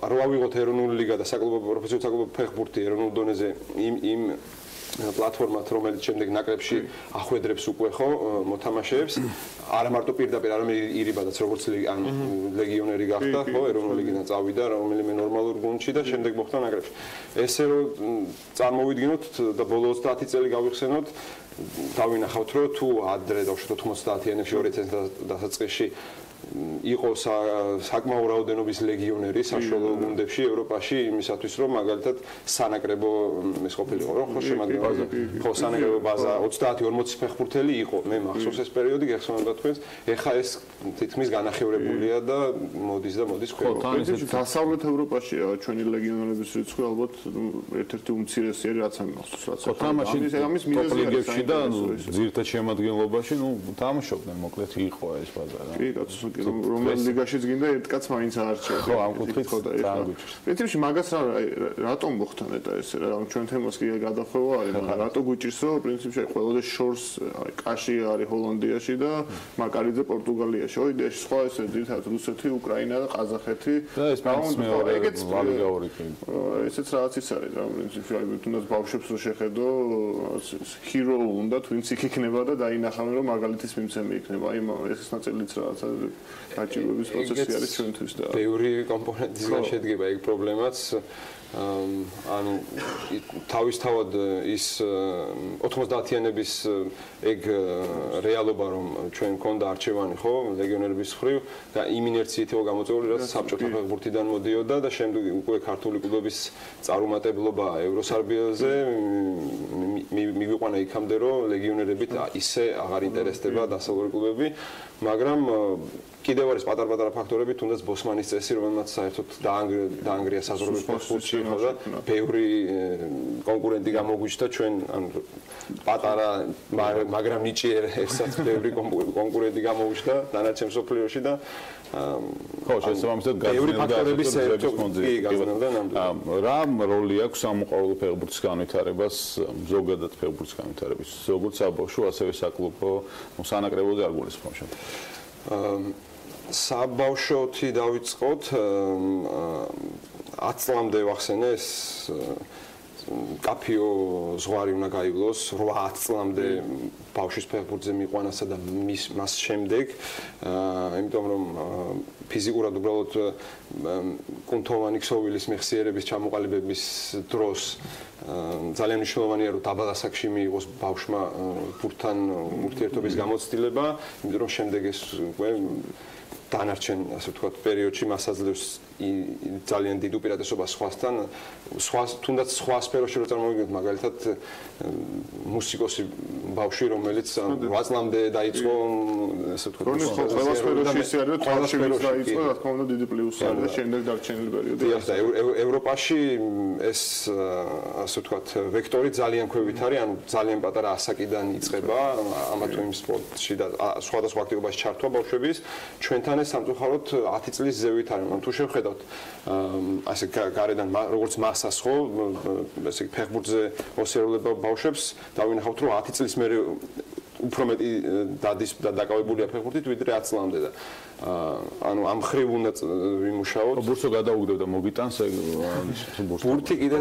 ბურთი კიდე ცალკე თემა საშუალო ქართულ ბავშვ ფეხბურთელს შეიძლება ბურთიც არ ქონდეს ხო ანუ ჩვენ თქვით თავიდან დაბადება ვახსენეთ და იქ უკვე გაჩენილი ურსკული და შემდეგ უკვე შეიძლება მეორე ზუბლი იყოს ფეხბურთზე შესვლა და იქ არსებული ადგილზე ინფრასტრუქტურა ეკიპირება ინვენტარი ნიკა რამდენად არის დღეს ასე ვთქვათ ინფრასტრუქტურა იგივე თავად მწვრთნელების დონე არ ვიცი ფსიქოლოგიური ასე ვთქვათ თუ ძალიან მნიშვნელოვანი ფსიქოლოგიური მომზადება ნუ 10 წლის მერე და 15-16 ასაკში მაინც და მაინც ასე ვთქვათ გადიან ბევრ კლუბს აქვს ამ მსგავსი პროგრამები ევროპის კლუბებში ხელმისაწვდომია და ბევრ შეუძლია ნახოს. ანუ დღეს არის თუ არა მზადა ეს ინფრასტრუქტურა საქართველოში რომ 10 წლამდე ბავშვი შევიდეს ფეხბურთზე და მან სწორად გაიაროს განვითარების პროცესი. მე დავამატებ რა საქართველოში მაინც ესე რა ფეხბურთის მოყვარული ხო ბევრია და ყველას თავისი თავი ამის პროფესიონალი გონია, მაგრამ არ სერიოზულად არ უყურებენ არადა რამდენი ხანი ევროპაში ეს ფეხბურთი დაიშალა, ცალკე ფსიქოლოგი ყავს გუნდს, ცალკე ის ფიტნესის მწვრთნელიც, ანუ კიდე იმდენი მიმართულება არის რაც პროფესიონალების თანხმედრას მოითხოვს რომ ამ შემთხვევაში აი საქართველოს რა დონეზე არის პრინციპში მარტო აქ მწვრთნელზე და საჯზეც არ შეიძლება საუბარი და სხვა ის დარგები რაც უკან არის შედარებით თუმცა აუცილებელი არის რა ის რა თქმა უნდა ფეხბურთი დიდი ხანია გაცდა 2-3 პროფესიას მოედნის გარეთ უამრავი ადამიანი მუშაობს იმისათვის რომ თუნდაც კლუბი ან თუნდაც ინდივიდუალურად ერთი ფეხბურთელი იყოს წარმატებული და ასე ვთქვათ განვითარდეს უფრო მეტად ისევ და ისევ რომ დაუბრუნდეთ ამ განვითარების გზას ფეხბურთზე შესვლიდან პროფესიონალურად ჩამოყალიბებამდე დავინახავთ რომ თუნდაც გერმანიაში უამრავი ადამიანი მუშაობს ამა თუ იმ ბავშვის და მოზარდის და ფეხბურთელის ჩამოყალიბებაში მონაწილეობას და ჩვენთან ეს შეიძლება იყოს მხოლოდ მწვრთნელი, შემდეგ ცოტა უფრო ასაკში შეიძლება დაემატოს ამას ექიმი და შემდეგ შეიძლება უკვე ბოლო განვითარების ეტაპზე რომელიმე კლუბში მოხვედრისას დაემატოს კიდევ რამდენიმე ვიწრო პროფესიით ესეთ მომუშავე პერსონალი. ანუ მზად არ ვართ რეალურად ისე რომ დღეს აქტივისტებს უეძახთ რომ მოდი ის ფსიქოლოგის როლი შეიძლება ფსიქოლოგი საქართველოში დისკრედიტირებული ან ძმაკაცი აღმოჩნდეს ან მამაო ან რაღაცის რომელიც გაცილებით უფრო დიდი სანდოობით სარგებლობს ვიდრე რაც პროფესიონალზე. ხო, მაგრამ თუმცა როცა მომზადებული ხარ უფრო თამამად ამბობ, რომ იცი რა დადიან ბავშვი ფეხბურთზე და მოდით, იმიტომ რომ არის განვითარების. აი ამ მომზადებამდე რაღაცნაირად უნდა მივიდეთ რა ეტაპზე ვარ დღეს კოეფიციენტებში 10-დან. საწყის ეტაპზე ვარ გავუმარტივოთ ნიკას პასუხი. კიდევ ინფრასტრუქტურაც რო ვახსენოთ ამ ყველაფერში ამ განვითარების ჭრილში ალბათ ბუნებრივი იქნება ან წინა გადაცემაში ვახსენეთ რომ და საქართველოში მოგზაურობისას უამრავი სოფელში შემოგვხდება ძალიან ბევრი მოედანი რომელიც არ არის მოვლილი ხო ანუ არ ხდება მასზე არანაირი არა მარტო ფეხბურთის ზოგადად არ ხდება სოფლებში არ ხდება სპორტის ასე ვთქვათ სპორტული წრეების შექმნა და სპორტული ვარჯიშების ჩატარება მეტიც ან გვახსოვთ 10 წლეულები ჩვენ ქვეყანაში როდესაც სკოლაში არ ტარდებოდა ფიზკულტურის გაკვეთილი, ხო? არ ვარ დარწმუნებული, რომ ყველგან ტარდება ახლა. შეიძლება ხო, იმიტომ რომ ფიზკულტურის გაკვეთილი ის იყო რა. ხო, ამას ახლა შეგეძლო გეჭამა ხაჭაპური. დაგესვენა ერთი. მოკლევა ჭირდება, კარგი. პრინციპში ანუ მე როგორც ხვდები, ფედერაციის ანუ ერთ-ერთი მთავარი კონცენტრაცია იქნება ეს, ანუ დიდი ხანია გვესმის ეს ბავშვთა ფეხბურთი, მაგრამ ამ შემთხვევაში პროფესიონალურად ხო, ჩვენი განვითარების გეგმის დიდი ნაწილია. ეს ნაწილი რომ ვისაუბრეთ ამაზე, კი მასობრივი ფეხბურთი, მაგალითად თუ საშუალო ევროპული მაჩვენებელი მასობრივ ფეხბურთში დახარჯული თანხის სასურველად ფეხბურთიდან არის 2%, ჩვენ უკვე წელს ავალთ 10%-ზე და შემდეგ კიდევ უფრო გავზრდით და ჩამოვწევთ ვექტორს მასობრივისკენ პროფესიონალური ფეხბურთიდან, იმიტომ რომ ყველა თანხმდებით იმაზე, რომ პროფესიულ, ასე ვთქვათ, ფეხბურთში პირდაპირ სახელმწიფო არ უნდა ხარჯავდეს თანხას და ეს უნდა ხდებოდეს ირიბად. ამის მაგალითები უამრავი არის, მაგალითად დანიური მაგალითი შეიძლება წარმოგიდგინოთ, სადაც ინფრასტრუქტურა სულის სახელმწიფო და შემდეგ კლუბები არა მარტო ფეხბურთის, არამედ სხვადასხვა სპორტული გაერთიანებები თავისი წევრების რაოდენობიდან გამომდინარე უკვე ხშირ შემთხვევაში უფასოდ იყენებენ ამ სპორტულ ინფრასტრუქტურას. გზელვადიან თემებზე საუბრობთ და ამის გარეშე ვერ დავათ ევროპაზე ამ სოფლიო ჩემპიონატზე ნეტა. მე გავყვეთ რა. გზელვადიანზე ვსაუბრობთ კი გეთანხმები. გერმანიამ რო დაიწყო ამაზე საუბარი 2000 წელს დასრებულთა გახსოვებათ ესეთი 10 წლიანი პროგრამა, რამაც შემდეგ შუა გიოცები და სხვა მისი თაობის ვარსკვლავები ოზილი და ასე შემდეგ, რამაც მე სოფლიო ჩემპიონობამდეც მიიყვანა. გერმანიისთვის თუ 10 წლიანი იყო, ჩვენთვის პრინციპში აი თუ გადავხედოთ ნებისმიერ სხვა ქვეყანაში ასე არის. აიდიაში მე ძალიან კარგად მახსოვს ზაფხულში ძალიან ქილიკობდნენ აი Facebook-ზეც რო შეგეხედა ყარაბაღი გავიდა ჩემპიონთა ლიგაზე და აი ჩვენ როგორ უნდა გავიდეთ ბოდიში მაგის დედავატირეთ და აი 5 წლის წინ 10 წლის წინ უგებდით 200-ით 0-ს მაგრამ თუ შევხედოთ ხო ანუ თუნდაც ყარაბაღის შემთხვევაში რაც დიდი ფული დაიხარჯა მართლა რა იქ ერთი მწვრთნელი არის უკვე ამდენი წელია რომელმაც აი ეტაპობრივად ყოველ წელს უფრო გააუმჯობესა შედეგი ანუ ყველა გუნდი რომელიც განვითარდა ესე რაღაც აი პირობითად უფრო 10 წლიანი 5 წლიანი გეგმა მაინც იყო და მიზანმიმართულად მიყვებოდა და ეს ადამიანს აი აქ საქართველოს ამის ახმა ჭირს ჯერ კიდევ ხო ანუ ერთი არა თუ გავყი ამ გეგმას ხო ანუ რაღაც შედარება ყველასთან შეიძლება და უგვიგოან რაღაც ეგეთები ხო ბევრს შეადარებ იმან იმას მოუგო და ჩვენ იმას როგორ უნდა მოუგოთ ნუ ესე არ ხდება ხო რეალურად არ ხდება და არც სხვა სპორტ სახეობებში რეალურად ერთა ლიგისკენ სხვა უნდა იყოს ახლა 24 იანვარს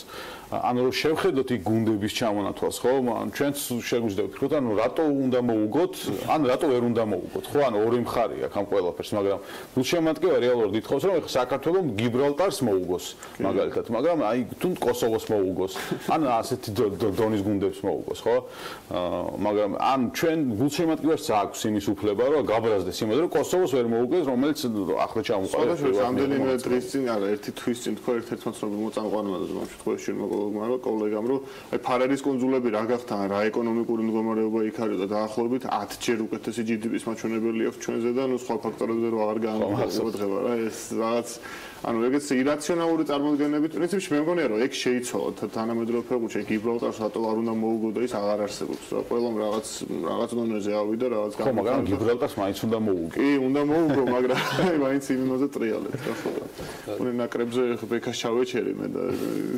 GDP-ს ისე სხვადასხვა დიდი ზეგავლენა აქვს ხოლმე საერთოდ. კი, პრინციპში მაგალითად დიდი კვლევა მაგალითში გადაცემაში ვერ ვიყენებ ჩვენი ეკონომიკური განვითარების დონის ქვეყანა ასე არანაირი შანსი არ აქვს საერთოდ რომ გავიდეს რაღაც სერიოზულ ფორუმზე და იქაც რამე წარმატებას ვიღებ. ეგეთი პრეცედენტი არ ყოფილა რაც იშვიათი გადახვევების გარდა. ამიტომ GDP-ზე ამბობთ ხო მაგრამ ერთა ლიგიდან მე მგონია უფრო მეტი შანსი გვაქვს რა. კი, რა თქმა უნდა, ერთა ლიგის ფორმატია თვითონ ისეთი რომ მიეცეს შანსი მაქსიმალურად ყველას.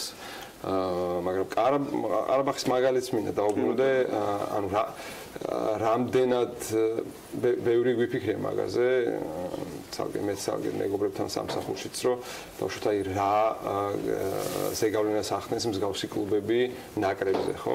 და მე პირადად არ ვარ დარწმუნებული, რომ ყარაბაღის მაგალითი დავუშვათ ხო ნაკრების დონეზე აზერბაიჯანზე გადამდები იყოს. შეიძლება კი რა თქმა უნდა რაღაც დოზით 3-4 ფეხბურთელი რომელიც იქ თამაშობს და შემდეგ ნაკრებში წვდება რა თქმა უნდა, ხო?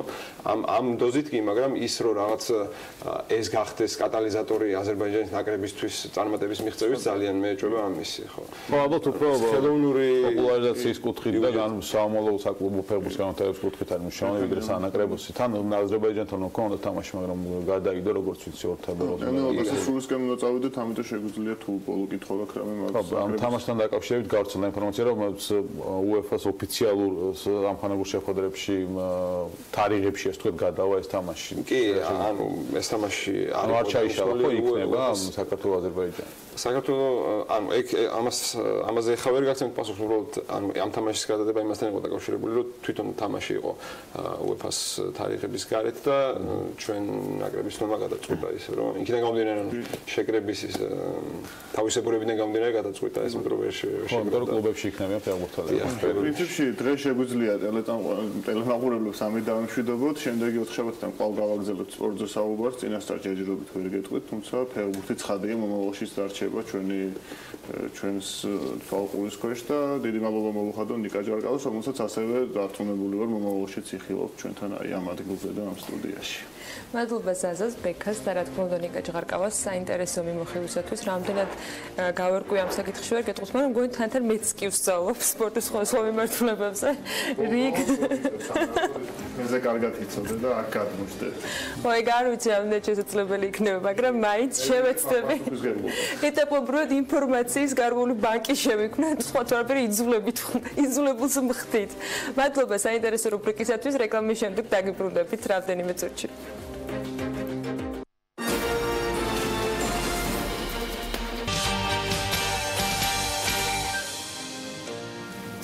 2017 წლის დასასრულს ბიამ, რომელიც ქართული კომპანიების შესახებ ბიზნეს ინფორმაციას აერთიანებს, თავად ბიზნესებს გაუკეთა საინტერესო შეთავაზება. ვიდეო მიმართობის სერია საქმიანმა მაყურებელმა ამ სტუდიიდან უხვად იხილა, თუმცა 2017 შეჯამებისას ამების გარდა კიდევ ძალიან ბევრის გახსენება შეიძლება. ამისთვის და საამავლო გეგმების გარკვევისათვის მას მისლობთ სალომე კუკავას, ბიას გენერალური დირექტორის მოადგილეს. დილა მშვიდობის სალომე, მადლობა სტუმრობისათვის. მოდი თავიდან დავიწყოთ და ცოტა ზოგადი კითხვით დავიწყებ. როგორი იყო 2017 ბიასთვის. მოგესალმებით, პირველ რიგში გილოცავთ განმრიგ დღესასწაულებს. მადლობა ასევე. წარმატებულ 2018 წელს ვუსურებ ყველა ქართულ კომპანიას. რაც შეეხება ბიას წლის შეჯამება, თამამად შეგვიძლია ვთქვათ, რომ წარმატებული და ნაყოფიერი 2017 წელი გამოგვივიდა, საკმაოდ დატვირთული, თუმცა ბიას წარმატება გულისხმობს, რომ ჩვენ მეტი სარგებელი შევუქმნით, ასე ვთქვათ, ქართულ კომპანიებს, რაც არის ძირითადად ჩვენი მიზანი და არსი. და ეს წარმატება, რა თქმა უნდა, არის დათვლადი და გაზომვადი და რას გულისხმობს, რომ ჩვენ დავიმატეთ ახალი ქვეყნები, როგორც 165 ქვეყანაში, ვაწვდით ბიზნეს ინფორმაციას ქართული კომპანიების შესახებ და დავიმატეთ ახალი სტრატეგიული ქვეყნები, ისეთი როგორც არის მაგალითად ჩინეთი. და ექსპორტის ხელშეწყობის მიმართულება გავააქტიურეთ. აქედან გამომდინარე, გაცემული ინფორმაციის რაოდენობა ყოველწლიურად, რასაც ვაწვდით ქართული კომპანიების შესახებ, 25%-ით გაიზარდა. ანუ შესაბამისად, უცხოური კომპანიების დაინტერესება ქართული კომპანიების მიმართ 25%-ით გაგვეზარდა. ასევე მეტი ინვესტორი დავაინტერესეთ საქართველოში ინვესტიციის განხორციელებით, მეტი პარტნიორები მოუზიდეთ ქართულ კომპანიებს და რაც შეეხება ბიას მონაცემთა ბაზას, ყოველწლიურად წლიდან წლამდე დაახლოებით 5-დან 6,000-მდე ახალი კომპანია ემატება ბაზაში და წელს 2017 წლის ბოლოს უკვე 37,000 კომპანია დააგროვდა. ეს ციფრი, რა თქმა უნდა, ბევრად უფრო ნაკლებია, ვიდრე ზოგადად საქართველოში რეგისტრირებული კომპანიების რაოდენობა, თუმცა ჩვენ საერთაშორისო სტანდარტების მიხედვით ვამატებთ კომპანიებს, ან ბევრი კრიტერიუმების მიხედვით. ზოგადად ბიზნეს კომპანიებში ტენდენცია მე თუნდაც იმ კრიტერიუმების დაკმაყოფილებაში რაც საჭიროა ბიასთან შეერთებისათვის, ანუ მათი შეხედულებები ასე ვთქვათ ამოკიდებულება რამდენად იცვლება და შეიცვალა 2017-ში. ეცით რა არის წლიდან წლამდე უფრო იზრდება ასე ვთქვათ ცნობიერება, რატომ არის საჭირო ზოგადად ბიზნეს ინფორმაცია, რატომ არის საჭირო და მათთვის უკეთესი რომ იყოს მეტად გამჭვირვალე ზოგადად ქვეყანაში ამ კუთხით არ ვართ, ასე ვთქვათ, განვითარებულ ქვეყნებთან შედარებით უკან ვართ, მაგრამ წინსვლა გვაქვს, იმიტომ რომ 2018 წლიდან მაგალითად გარკვეულ კომპანიებზე უკვე ფინანსური ინფორმაცია ხდება საჯარო, ამიტომ ეს უკვე ნელ-ნელა შეუწყობს ხალხს, რაც უფრო გამჭირვალეა ქვეყანა რეიტინგში, მით უფრო მაღლა იწევს. ამიტომ ჩვენც დაგვეხმარება, რომ მარტივად უფრო სანდო ინფორმაცია, ანუ კომპანიებთან რაღაცა თითაოდ კომუნიკაცია არ გვიწევდეს და 1 საათის დახარჯვა თითოეული კომპანიის განახლებაზე იმისთვის, რომ ანუ ზოგადად საზღვარგარეთ ის ინფორმაცია უბრალოდ დევს და შეიძლება რომ უბრალოდ დაახარისხონ და გადასცენ სასწრაფოდ ინფორმაციას ტემპში და ჩვენ გვჭირდება რომ უბრალოდ ყველა 37,000 კომპანიასთან სათითაოდ კონდეს კომუნიკაცია, ამიტომ გვჭირდება მათი ჩართულობა. რაც უფრო მეტი იქნება მათი ჩართულობა self-update განახლება, თვითგანახლება კომპანიების მხრიდან, მით უფრო მეტ დროს დავზოგავთ, ასე ვთქვათ და მეტ სარგებლოს შევძლებთ რომ მოვუწოდოთ ამ კომპანიებს. 2017-ის შედეგებით წარმოდგენილი საკმაოდ ვრცელი ისტორია აქვს. ტენდენცია როგორი არის ამ პერიოდის განმავლობაში და თავად კომპანიები როგორ ტენდენციას გიჩვენებენ თქვენ, თქვენ აკვირდებით სრულ სურათს, რა ტიპის კომპანიები წარმოებლები, მცირე ბიზნესის წარმომადგენლები, ვინ უფრო აქტიურობს, როგორი არის 2017-ის გადმოსახედიდან განვლილი პროცესის შეჯამების, თქვათ, კი ბატონო. ბიეს 16 წლიანი ისტორია აქვს უკვე და წლიდან წლამდე, რა თქმა უნდა, ვაკვირდებით კომპანიების განვითარების დინამიკას, ტენდენციებს. ზოგადად ტენდენცია არის ასეთი, ანუ 2016 წლებში მაგალითად წელს შეინიშნებოდა, რომ მაგალითად მცირე კომპანიები ვერ ახერხებდნენ პირველ 2 წელს ვერ უძლებდნენ, ასე ვთქვათ, რა თქმა უნდა, ეკონომიკური ფაქტორებიც განაპირობდა 2016 წელს სავალუტო კრიზისთან გამომდინარე ბევრი კომპანიამ ვერ გაუძლო ამას. წელს უკვე ვაკვირდებით, რომ უკეთესად გვაქვს ამ ხრივ საქმე, ასევე საშუალო კომპანიები უკვე მცირე კომპანიის სტატუსში ჩამოდიოდნენ იმის მაგივრად, რომ რაღაც გადასულიყვნენ შემდეგ ეტაპს და მსხვილ კომპანიებში. ანუ ჩვენ დაახლოებით 3 თვეში ერთხელ უბრუნდებით კომპანიას და ვანახლებთ ინფორმაციას, შესაბამისად ვიცით, როგორ იზრდებიან და რას აკეთებენ. ანუ 2016 წელს სწორედ ამ ტენდენციიდან გამომდინარე ჩვენ ჩაუღრმავდით რა შეიძლება ყოფილიყო, ასე ვთქვათ, ასეთი ანუ სტარტაპების და მცირე კომპანიების გადინება, იმიტომ რომ შეჩერებულ კომპანიაში უკვე გადადიოდნენ, ანუ ლიკვიდირებულ კომპანიებში და შემდეგ უკვე შევთავაზეთ ასეთ კომპანიებს, რომ მოდი გავიგოთ რა ხდება, რით შეგვიძლია დაგეხმაროთ.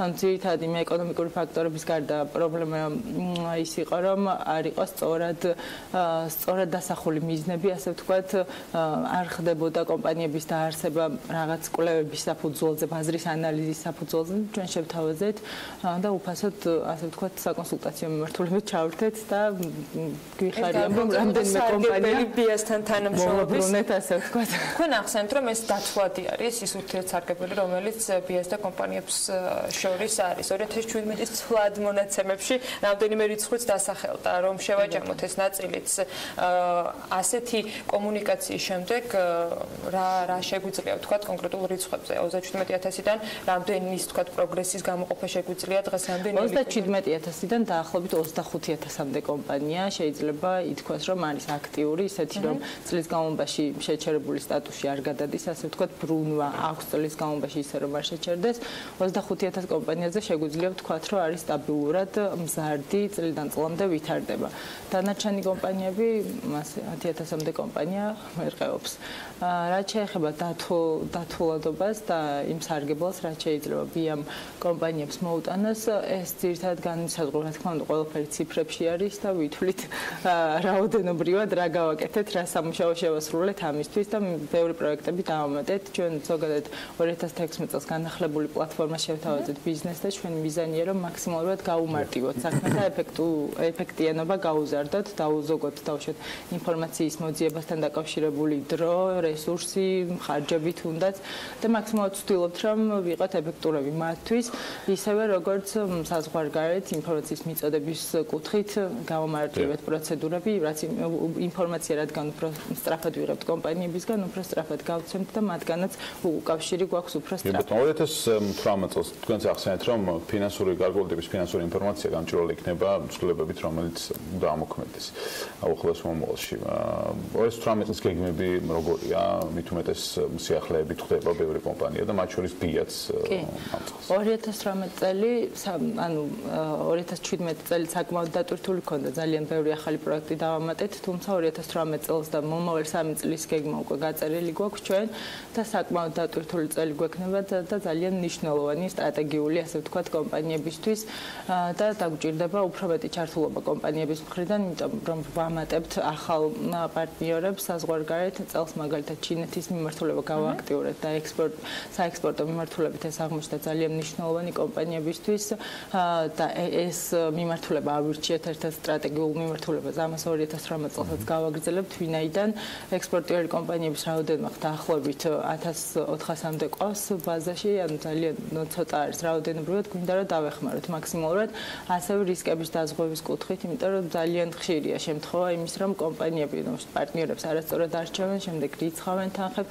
ჩვენთან რომ მოდიან უკვე ხშირ შემთხვევაში არის დაგვიანებული გადარიცხული აქვს თანხები ელოდებიან ასე ვთქვათ პროდუქტებს და შემდეგ როცა არჩას მე აღმოვაჩენთ ხოლმე რომ არათუ რაღაც არასწორი კომპანია არის საერთოდ არ არსებობს მსგავსი კომპანიები იმიტომ რომ ვებგვერდზე ყველას კარგად აქვს შეფუთული ყველაფერი ასე ვთქვათ პროდუქტების საკმაოდ მრავალფეროვანი აქვს არჩევანი და შემდეგ უკვე ხდება ასეთი რამ ამიტომ თქვენი ეთერსაშუალებითაც მინდა მოუწოდოთ რომ იქნებ შევამციროთ როგორმე ჩვენ დავეხმარებით მაქსიმალურად არ არის იშვიათი მაგიტო ვამბობ რომ და არა მარტო ჩინეთის მიმართულება ზოგადად მთელი მსოფლიოს მასშტაბით ძალიან აქტიურად მუშაობენ ასე ვთქვათ კი და ამიტომ მოუწოდებ დავეხმარებით ჩვენ მაქსიმალურად უბრალოდ გადაამოწმოთ მით უმეტეს სანამ რამე ტრანზაქციას განახორციელებენ ამიტომ ექსპორტის მიმართულება არის ჩვენთვის ძალიან სტრატეგიული წელს მაქსიმალურად დავეხმარებით კომპანიებს ახალი ბაზრების აღმოჩენაში და შემდეგ საკონსულტაციო მიმართულებებთან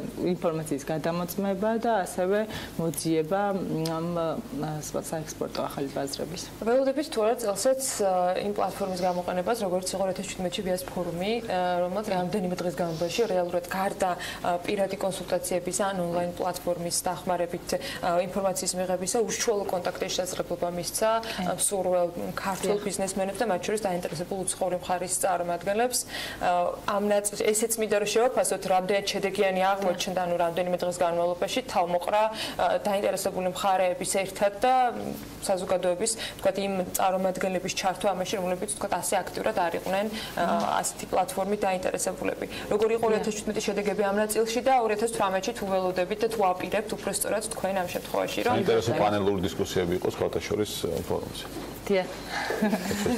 მადლობა შეფასებისთვის 2017 წელს ანუ პირველი საინვესტიციო ფორუმი ჩავატარეთ სატესტო იყო რა თქმა უნდა ბევრ რამეს ვაკვირდებოდით ანუ როგორ განვითარდებოდა მოვლენები და რა შედეგს მოიტანდა ეს ქართული კომპანიებისთვის ჩვენი მიზანი იყო რომ ის რასაც ვამბობთ რომ ჩვენ ვაკავშირებთ ასე ვთქვათ საქართველოს უცხოეთთან შემდეგ უკვე ხელშესახები გაგვეხადა და ეს ინვესტორები რეალურად ჩამოგვეყვანა და შეგვეხვედრებინა ქართულ კომპანიებს აღმოჩნდა საკმაოდ შედეგიანი მიუხედავად იმისა რომ დავუშვათ ბევრი ქართული კომპანია იმ რაოდენობის რაც ჩვენ გვინდა და სივრცე არ გვაქვს იმისთვის რომ დავატიოთ ეს ერთ-ერთი რაოდენობა არის ძალიან დიდი უბრალოდ არ გვაძლევს სივრცე მის შესაძლებლობას ამიტომ გავაკეთეთ ეს პანელური სესიებიც ასე ვთქვათ და B2B შეხვედრები აღმოჩნდა საკმაოდ სასარგებლო ქართული კომპანიებისთვის ამიტომ წელსაც ვაკეთებთ მაისში მოგიწევთ ისე საინვესტიციო ფორუმზე და ასევე დარგობრივი ლიზინგის ფორუმი გავაკეთეთ შემოდგომაზე ამასაც გავაგრძელებთ ორი დარგობრივი ფორუმი გვექნება წელს. დარწმუნებულად ჩვენ მაყურებელი საქმის კურსში იქნება სრულად ყველა ფორუმის მდინარე დეტალისა. მადლობა თქვენ. მადლობა საინტერესო ინფორმაციებისათვის. მთელი წლის განმავლობაში და დარწმუნებულად 2018-ში არ მოგვაკლებთ ამ ნაწილს. მადლობა სტუმრობისათვის. აუნა გუკავას ბიას გენერალური დირექტორის მოადგილეს მასპინძლობით საქმიანი დილაში ფიქას ვიტოვებთ და უკვე შემდეგ სტუმართან ერთად რეკლამის შემდეგ დაგიბრუნდებით, თუმცა იქამდე გრძელვადიანი ამინდის პროგნოზი გავდებათ. ამინდის პროგნოზის სპონსორია SEU დეველოპმენტი.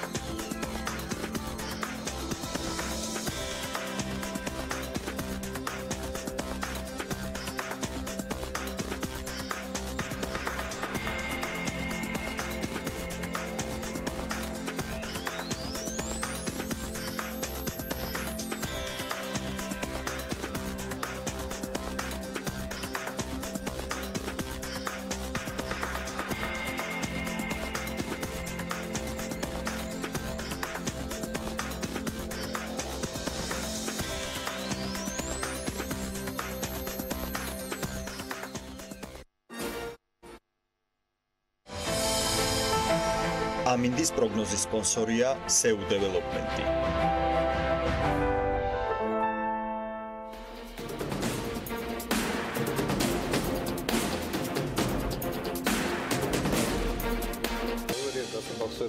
საქართველოს შენობა-ნაგებობის უსაფრთხოების წესების ტექნიკური რეგლამენტია. მოცულობითი დადგენილებით ბევრი დეტალია გაწერილი და განსაზღვრული, თუმცა რამდენად სრულდება ყველა პუნქტი, ყველა შემთხვევაში ეს ძალიან რთული სათქმელია.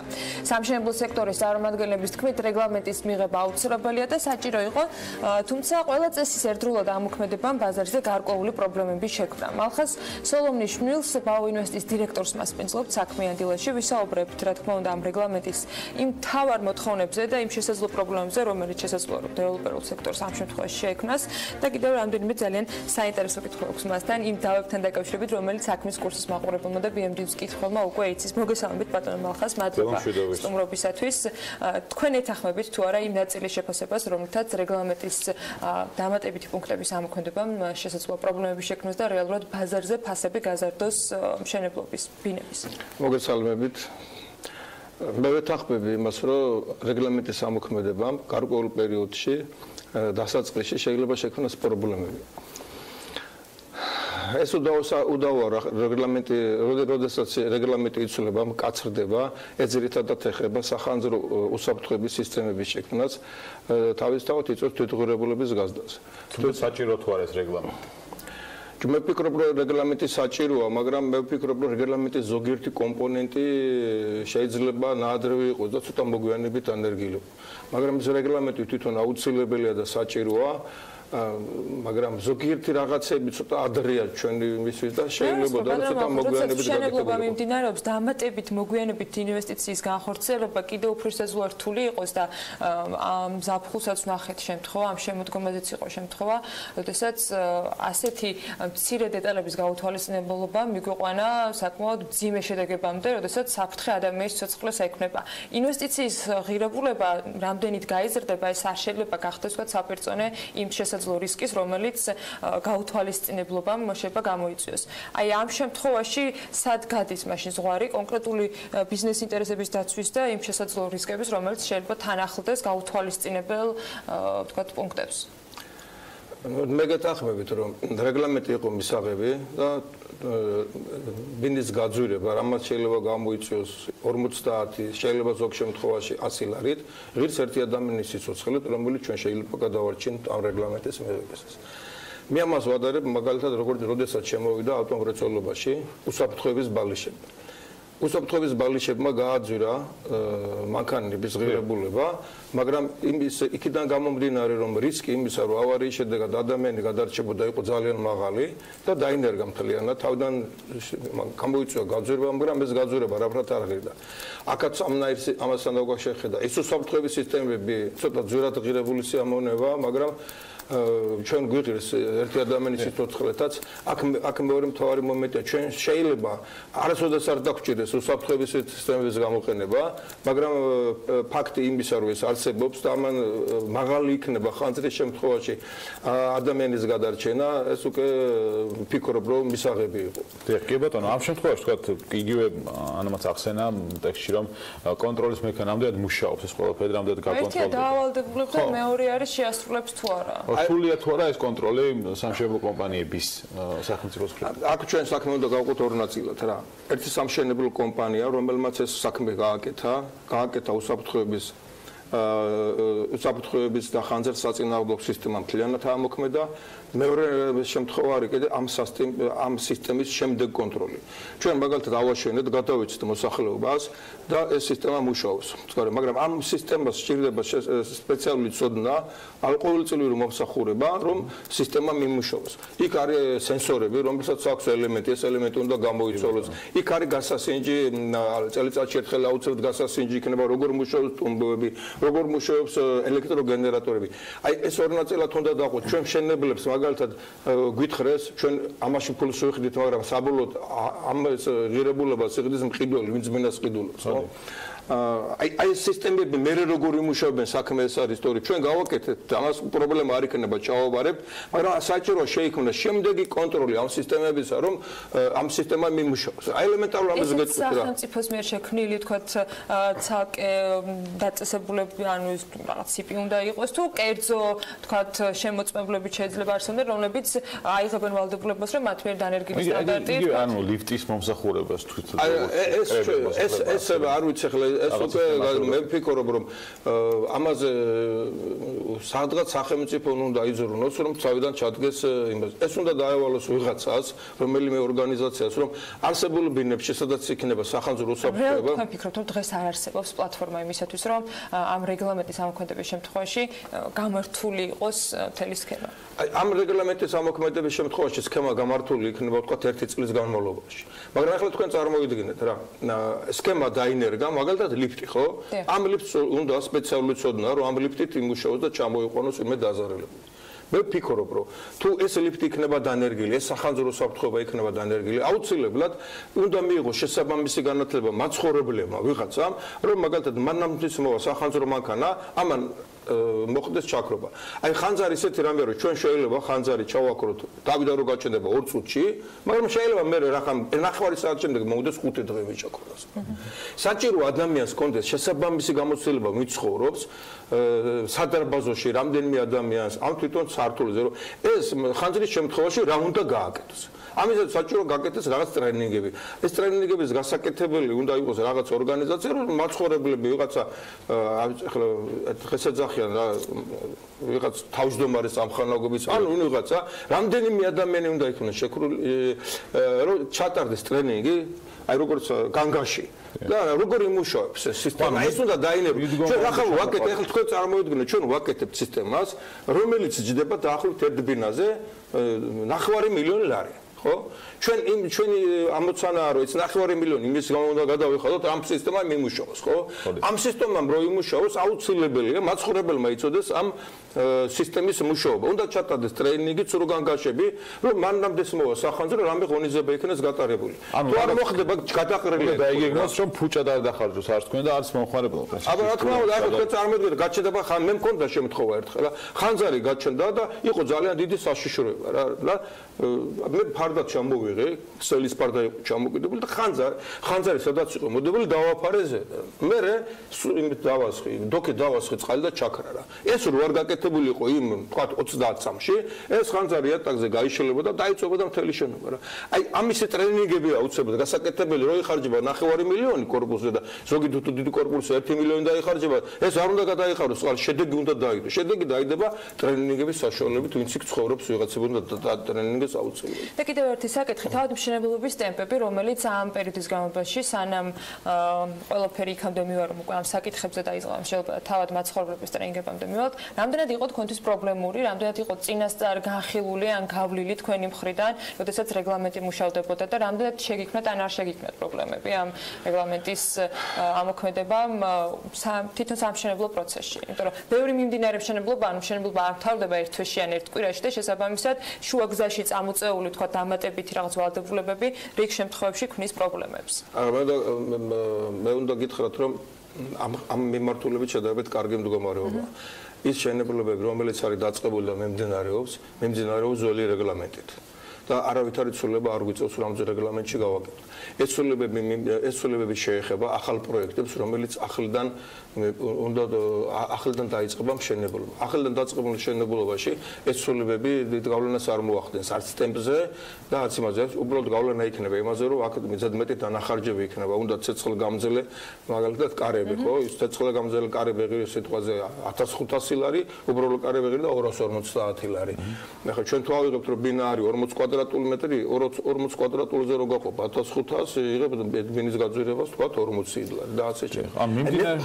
ერთი მინდა კიდევ თქვა აუცილებლად რა აქ გაშვებულია ჩემი აზრით არის გაწევსული ხარვეზები ამ ხარვეზებზე ფულის გადახდა უწევს ადამიანს ჩვენ მაცხოვრებლებს აი მე გეტყვით ჩემი აზრით არის ხარვეზი აი მაგალითად 0 სართულზე კეთდება აფარეხები ხო მთლიანად 0 სართული აი წარმოიდგინეთ 800 კვადრატული მეტრი არის 0 სართულზე და კეთდება აფარეხები დაბლა არ იკალდე და დაბლა არ ჩავდივართ რა 0 სართულიდან ვიწყებ ჩვენებლობას რა ამ შემთხვევაში უნდა გაკეთდეს აუცილებლად ამ ხანძარსაწინააღმდეგო სისტემის ოთახი. თუ გაკეთდება 0 სართულზე ხანძარსაწინააღმდეგოს ოთახი, მთელი პირველი სართული 800 კვადრატი, სადაც პარეხებია, ითვლება როგორც საცხოვრებელი პარტია.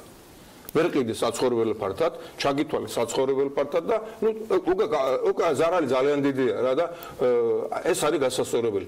ეს ჯერ ერთი ზარალია რომ პარტი დაკარგე, ფარეხს ვერ ყიდი იმის გამო რომ გააკეთე ხანძარსაწინააღმდეგო ოთახი, გააკეთე ტომბოს ოთახი ვერ გაყიდე. მეორე მთელი ეს პარტი ჩათვალეს კაურში. კაურებთან რომელიც საცხოვრებელი უნდა ყოფილიყო იმათ გითვლიან გარეთ. მე მიმაჩნევ ეს არის ხარვეზი, რომელიც უნდა გასწორდეს. ასევე მე მიმაჩნევ რომ ნაადრევია მაგალითად. საშხეფები უნდა გაკეთდეს კუხნაში რა საშხები. რას ნიშნავს?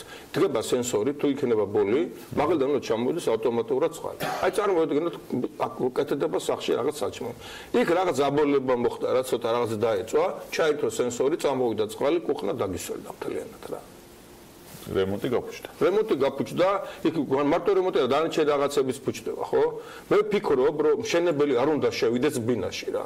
ჩვენი ვალდებულება უნდა იყოს, გავაკეთოთ კალიდორში ყველაფერი, საზოგადოებრივი სივრცე, რომელიც არის საერთო მოხმარების სივრცე, ეს არის სადარბაზო, ეს არის კოლიდორი, ეს არის საფრთხე ეზოს მოპირკეთება, ეს უნდა იყოს მშენებლის საქმე, მაგრამ ბინაში უკვე რაც გასაკეთებელია, უნდა იყოს მოხმარების არჩევა. მოხმარების არჩევანზე უნდა იყოს. რომ მე მაგალითად მინდა, მე მაგალითად არ მინდა რა. ზოგ შეიძლება უნდადეს და გაკეთდეს, ზოგ შეიძლება არ უნდადეს. არ ვიცი, ალბათ იქნება მე ესეთი შემთხვევები, რომ ვიღაცას ჩამოეცვა სახელი ვიღაცა და ადგება ელემენტს გამოაძლევს, უბრალოდ არ იმუშავებს ტყუილად გადაყრილი პოლიტიკა. ანუ გამართულობის შემოწმებასთან დაკავშირებით ალბათ კერძო შემთხვევების შემოწმება კიდევ უფრო გართულდება. არც ბევრი დრო გვაქვს არჩენილი და მინდა დაგისვათ კითხვა იმ დავასთან დაკავშირებით, რომელიც თქვენ გქონდათ დინამოს ბაზის მიმდებარე ტერიტორიაზე. რა ეტაპზე არის ამ შემთხვევაში? ჩვენ ერთი და სასამართლომ გადაწყვიტა ჩვენ სარგებლოდ შენებლობა იქნება გაგრძელებული. სხვათა შორის მე მიმაჩნევ რომ ეს დავა იყო საერთოდ გამოგონილი სისტემა, გვედავებოდა მაგალითად ზონა იყო მინიჭებული არასწორად 2009 წელს. დღის განაშენიანების გეგმა შედგენილი არის და ზონა მინიჭებული 1950 წელს. ჯერ კიდევ სტალინის ცოცხალი რო იყო. არც ერთი ბინა არ იყო აშენებული დიღმში და დაიგეგმა, აქ უნდა ყოფილიყო საცხოვრებელი, აქ სტადიონი, აქ კინოთეატრი, აქ რაღაც. იქიდან მოდის ეს ზონა რა, თქვა ტყუილი. ბევრი ტყუილები დაიწერა. თქვა მეორე მაგალითად, აი სულ აქ აშენდებაო, ჩემი ბაზის ღირებულება შემცირდებაო. ბაზა საერთოდ ერთლარად აქვს ნაყიდი. მეორეც თქვენ წარმოიდგინეთ, რომ ყველა მომჩევნობა დაწეროს, რომ ჩემს გვერდზე სახლი შენდება და შემცირდება. ეს უნდა გაკმაყოფილი თვლის სახლი აღარ აშენდება, ხო? არავის არ უნდა რომ გვერდზე დიდი სახლი კონდეს და ასეთი. ანუ სააპელაციო გაითვალისწინა ეს ყველაფერი სააპელაციო სასამართლომ და მშენებლობის გაგრძელების უფლება მოგვცა. მიუხედავად მაგისა ბატონი დინამოს ხელმძღვანელობა მაინც არ ჩერდება, კიდევ შეიტანა საჩივარი მეორედ და კიდევ მოითხოვა თითქოს რაღაც ახალი გარემოებები იყო და კიდევ მოითხოვა რომ შეჩერებული იყო მშენებლობის ნებართვა. პირველი ინსტანციამ ამ შემთხვევაში უარი გამოუცხადა და არავითარი საფუძველი არ არსებობს რომ მშენებლობა იქნეს შეჩერებულიო და ახლა გასაჩივრებული აქვს სააპელაციოში და იმედი გვაქვს რომ სააპელაციო სასამართლო მიიღებს კანონიერ გადაწყვეტილებას. ანუ მშენებლობა მიმდინარეობს. მშენებლობა მიმდინარეობს ძალიან კარგი ტემპით, ძალიან მაღალხარისხიანი მშენებლობაა. და მიუხედავად იმისა, რომ მშენებლობა გაჩერებული იყო, უზარმაზარი ნდობა გვაქვს მოსახლეობაში და გაჩერების პერიოდშიც მოდიოდა ადამიანები, ვისაც სურვილი ჰქონდათ რომ ეყიდათ ბინა რა. მაგრამ ჩვენ არ ვყიდით იმის გამო, რომ ჯერ იყო გაჩერებული რა. გარკვეული ტიპის ზარალი მოგადგათ სამ პერიოდში. ზარალი არის ძალიან დიდია ზარალი რა. ზარალს მე ვფიქრობ, ახლა ჩვენ დავითვლით ამ ზარალს, ალბათ მილიონზე მეტი იქნება ზარალი, რომელიც ჩვენ 5 თვის განმავლობაში მოგვადგა რა. ხო არ აპირებთ რომ აი ამ ზარალის ანაზღაურებაზე საქმე ასე ვთქვათ აღძრათ. ჩვენ მაგ საქმეზე ვიფიქრებთ, გავვილით კონსულტაციას გერმანულ ინვესტორებთან და მე ვფიქრობ, რომ ეს ზარალი, რომელიც შეიძლება იყოს 1.5 მილიონი, 2 მილიონი დოლარი, რომელიც დაითვლება, აუდიტს ალბათ დაათვლენებენ გერმანიიდან და მოვითხოვთ ალბათ ზარალის ანაზღაურებას. ზარალი მოგვადგა და ხალხი დარჩა უმუშავარი 5 თვე რა. ახლა ჩვენ მაგალითად ერთ-ერთ ჩვენ თანამშრომლებს ჰქონდა აღებული ბანკიდან კრედიტი, ამ 5 თვის განმავლობაში ვერიხდი და ბინას უყიდნენ და ვთხოვეთ გერმანელს რომ დაგხმარებოდა, ამ ადამიანს დახმარებოდა რომ ბინა არ გაეყიდა და ჩვენ ამ ადამიანს დავეხმარეთ და გადავარჩინეთ და დღეს თავის სახლში ცხოვრობს იმის გამო რომ გაჩერებული იყო მუშაობა და არა ამის ხელფასი ვისაც ბინას უყიდით შეადგენდა თვეში 2500 ლარს რა. ამ თემას მოვიკითხავთ მომავალშიც BMG იქნება დაინტერესებული საკითხით. მადლობა თქვენ სტუმრობისათვის. მალხას სოლომნიშვილს ერთი რაღაც შეიძლება. დიახ, ისმეთ. ახლა მე მინდა ჩვენ ახლა ერთ-ერთი რაღაც კურიოზები ხდება დღეს მერიაში, არ ვიცი რატო ხდება, რის გამო ხდება რა. ჩვენ ახალ მშენებლობას გვინდა დავიწყოთ, ქონდა მიწის სამი ნაკვეთი და მოვითხოვეთ ამ მიწის ნაკვეთზე სამშენებლო პირობების განსაზღვრა. გაგვისაზღვრა სამშენებლო პირობები და მე რამ დაგვავალდებოდა რომ ეს სამი მიწის ნაკვეთი გაგვერთიანებინა და ყოფილიყო ერთ საკატასტრო კორდით. შემდეგი მშენებლობის ნებართვის მისაღება. ჩვენ ეს გავაერთიანეთ და 15 ნოემბერს მივმართეთ. ცვლილება შეიტანეოს სამშენებლო პირობებში, რომ მიწა გაერთიანებულია უკვე რა, 15 ნოემბერს მივმართეთ. დღემდე პასუხი არ არის, მე-13 თვე დაიწყო რა. ეს არის სამდღიანი პროცედურა. დაჩქარების 3 დღის გადავიხადეთ, არის სამდღიანი პროცედურა. ამის გაკეთებას არაფერი არ უნდა დაგვავალა, გააკეთეოთ, გაკეთებულია, დამადასტურებელი დოკუმენტი წარდგენილია რომ გაკეთებულია და ვითხოვთ რომ შეიტანეთ ცვლილება. მე ვფიქრობ, ვიღაც მავნებლების ხედან დღეს იქ ვიც ამას არ აკეთებს, ამ დღის საქმეს. მე არ ამგონი რომ ბატონმა კახემ მიწოდეს ასეთ ელემენტური რაღაცა შეიძლება 3 დღის გასაკეთებას. მე მოვიკითხე ეს საქმე, რა ხდებაო და ბატონმა კახამო გააუქმო კომისიაო. საბჭოო და მანამ საბჭო არ დაიწყეს მუშაობას ესე იქნება. მე ვთქვი, აქ საბჭოს საქმე არ არის რა.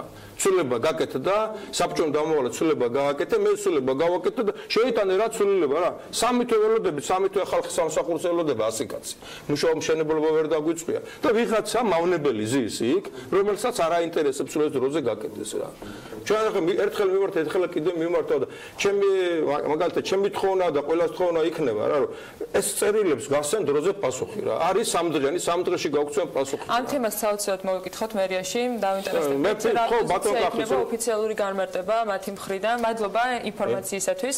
მალხას სოლომნიშვილს ბაუინვესტის დირექტორს მასმისლობით საქმიანად და სანამ აყურებელს დავამშვიდობებით, ბექაბაციკადა დავწერთ საქმის კურსის ანონსაც გაგვაცნობს და მეგობრებო გვანცალღიძეს დავუთმობთ ეთერს. ხო, აყურებელმა უკვე ნახა საქმის კურსის ვიდეო ანონსი, პოსტის გენერალური დირექტორი იქნება დღეს ჩვენი სტუმარი, ვისაუბრებთ 17 წლის ჩატარებულ სამუშაოზე და შემოსავლებზე, ხარჯებზე, გეგმებზე, პროექტებზე, რომელიც პოსტამ განახორციელა, ასევე გუშინ გავრცელდა ინფორმაცია BMG-ს თქვა ხთა ცნობილი აუდიტის სამსახური მუშაობის პოსტაში, რა თქმა უნდა, ამ საკითხსაც შეეხება ჩვენი კითხვები. ასევე ვისაუბრებთ ალკოჰოლის სახარ რეგლამენტზე, რომელიც შედის ძალაში და ამასთან დაკავშირებით ღვინის ეროვნული სააგენტოს თავმჯდომარეს ჰქონდა შეხვედრა ბიზნესთან.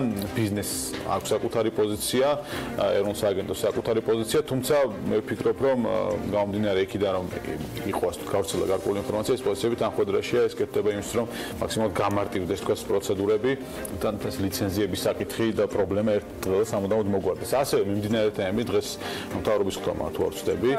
ხო და თელარ გელანტია მუშაობს მთავრობის ხდომაზე და ისიც შემოგვიერთდება შუა დღეს 3 საათზე იმ ინფორმაციებით, ეკონომიკური ამბებით, რომელიც მთავრობის ხდომაზე იქნება დღის წესრიგში, ასე რომ ველოდებით მოკლედ 15 საათს და დღის მთავარ ეკონომიკურ და ბიზნეს მოვლენებს. წარმატებულ ეთერს გისურვებთ იქ. ნამით საქმიანობას ვასრულებთ. ამასობაში ნახავთ აუცილებლად საქმის კურსის ვიდეო ანონსაც. სულ რამდენიმე წუთში უკვე გვანცალღიძეს უნდა დაელოდოთ ბიზნეს მედია საქართველოს აგრძელებს თავებირველზე პროექტების წარდგენას და ქალების ნარატივი გელოდება წინ.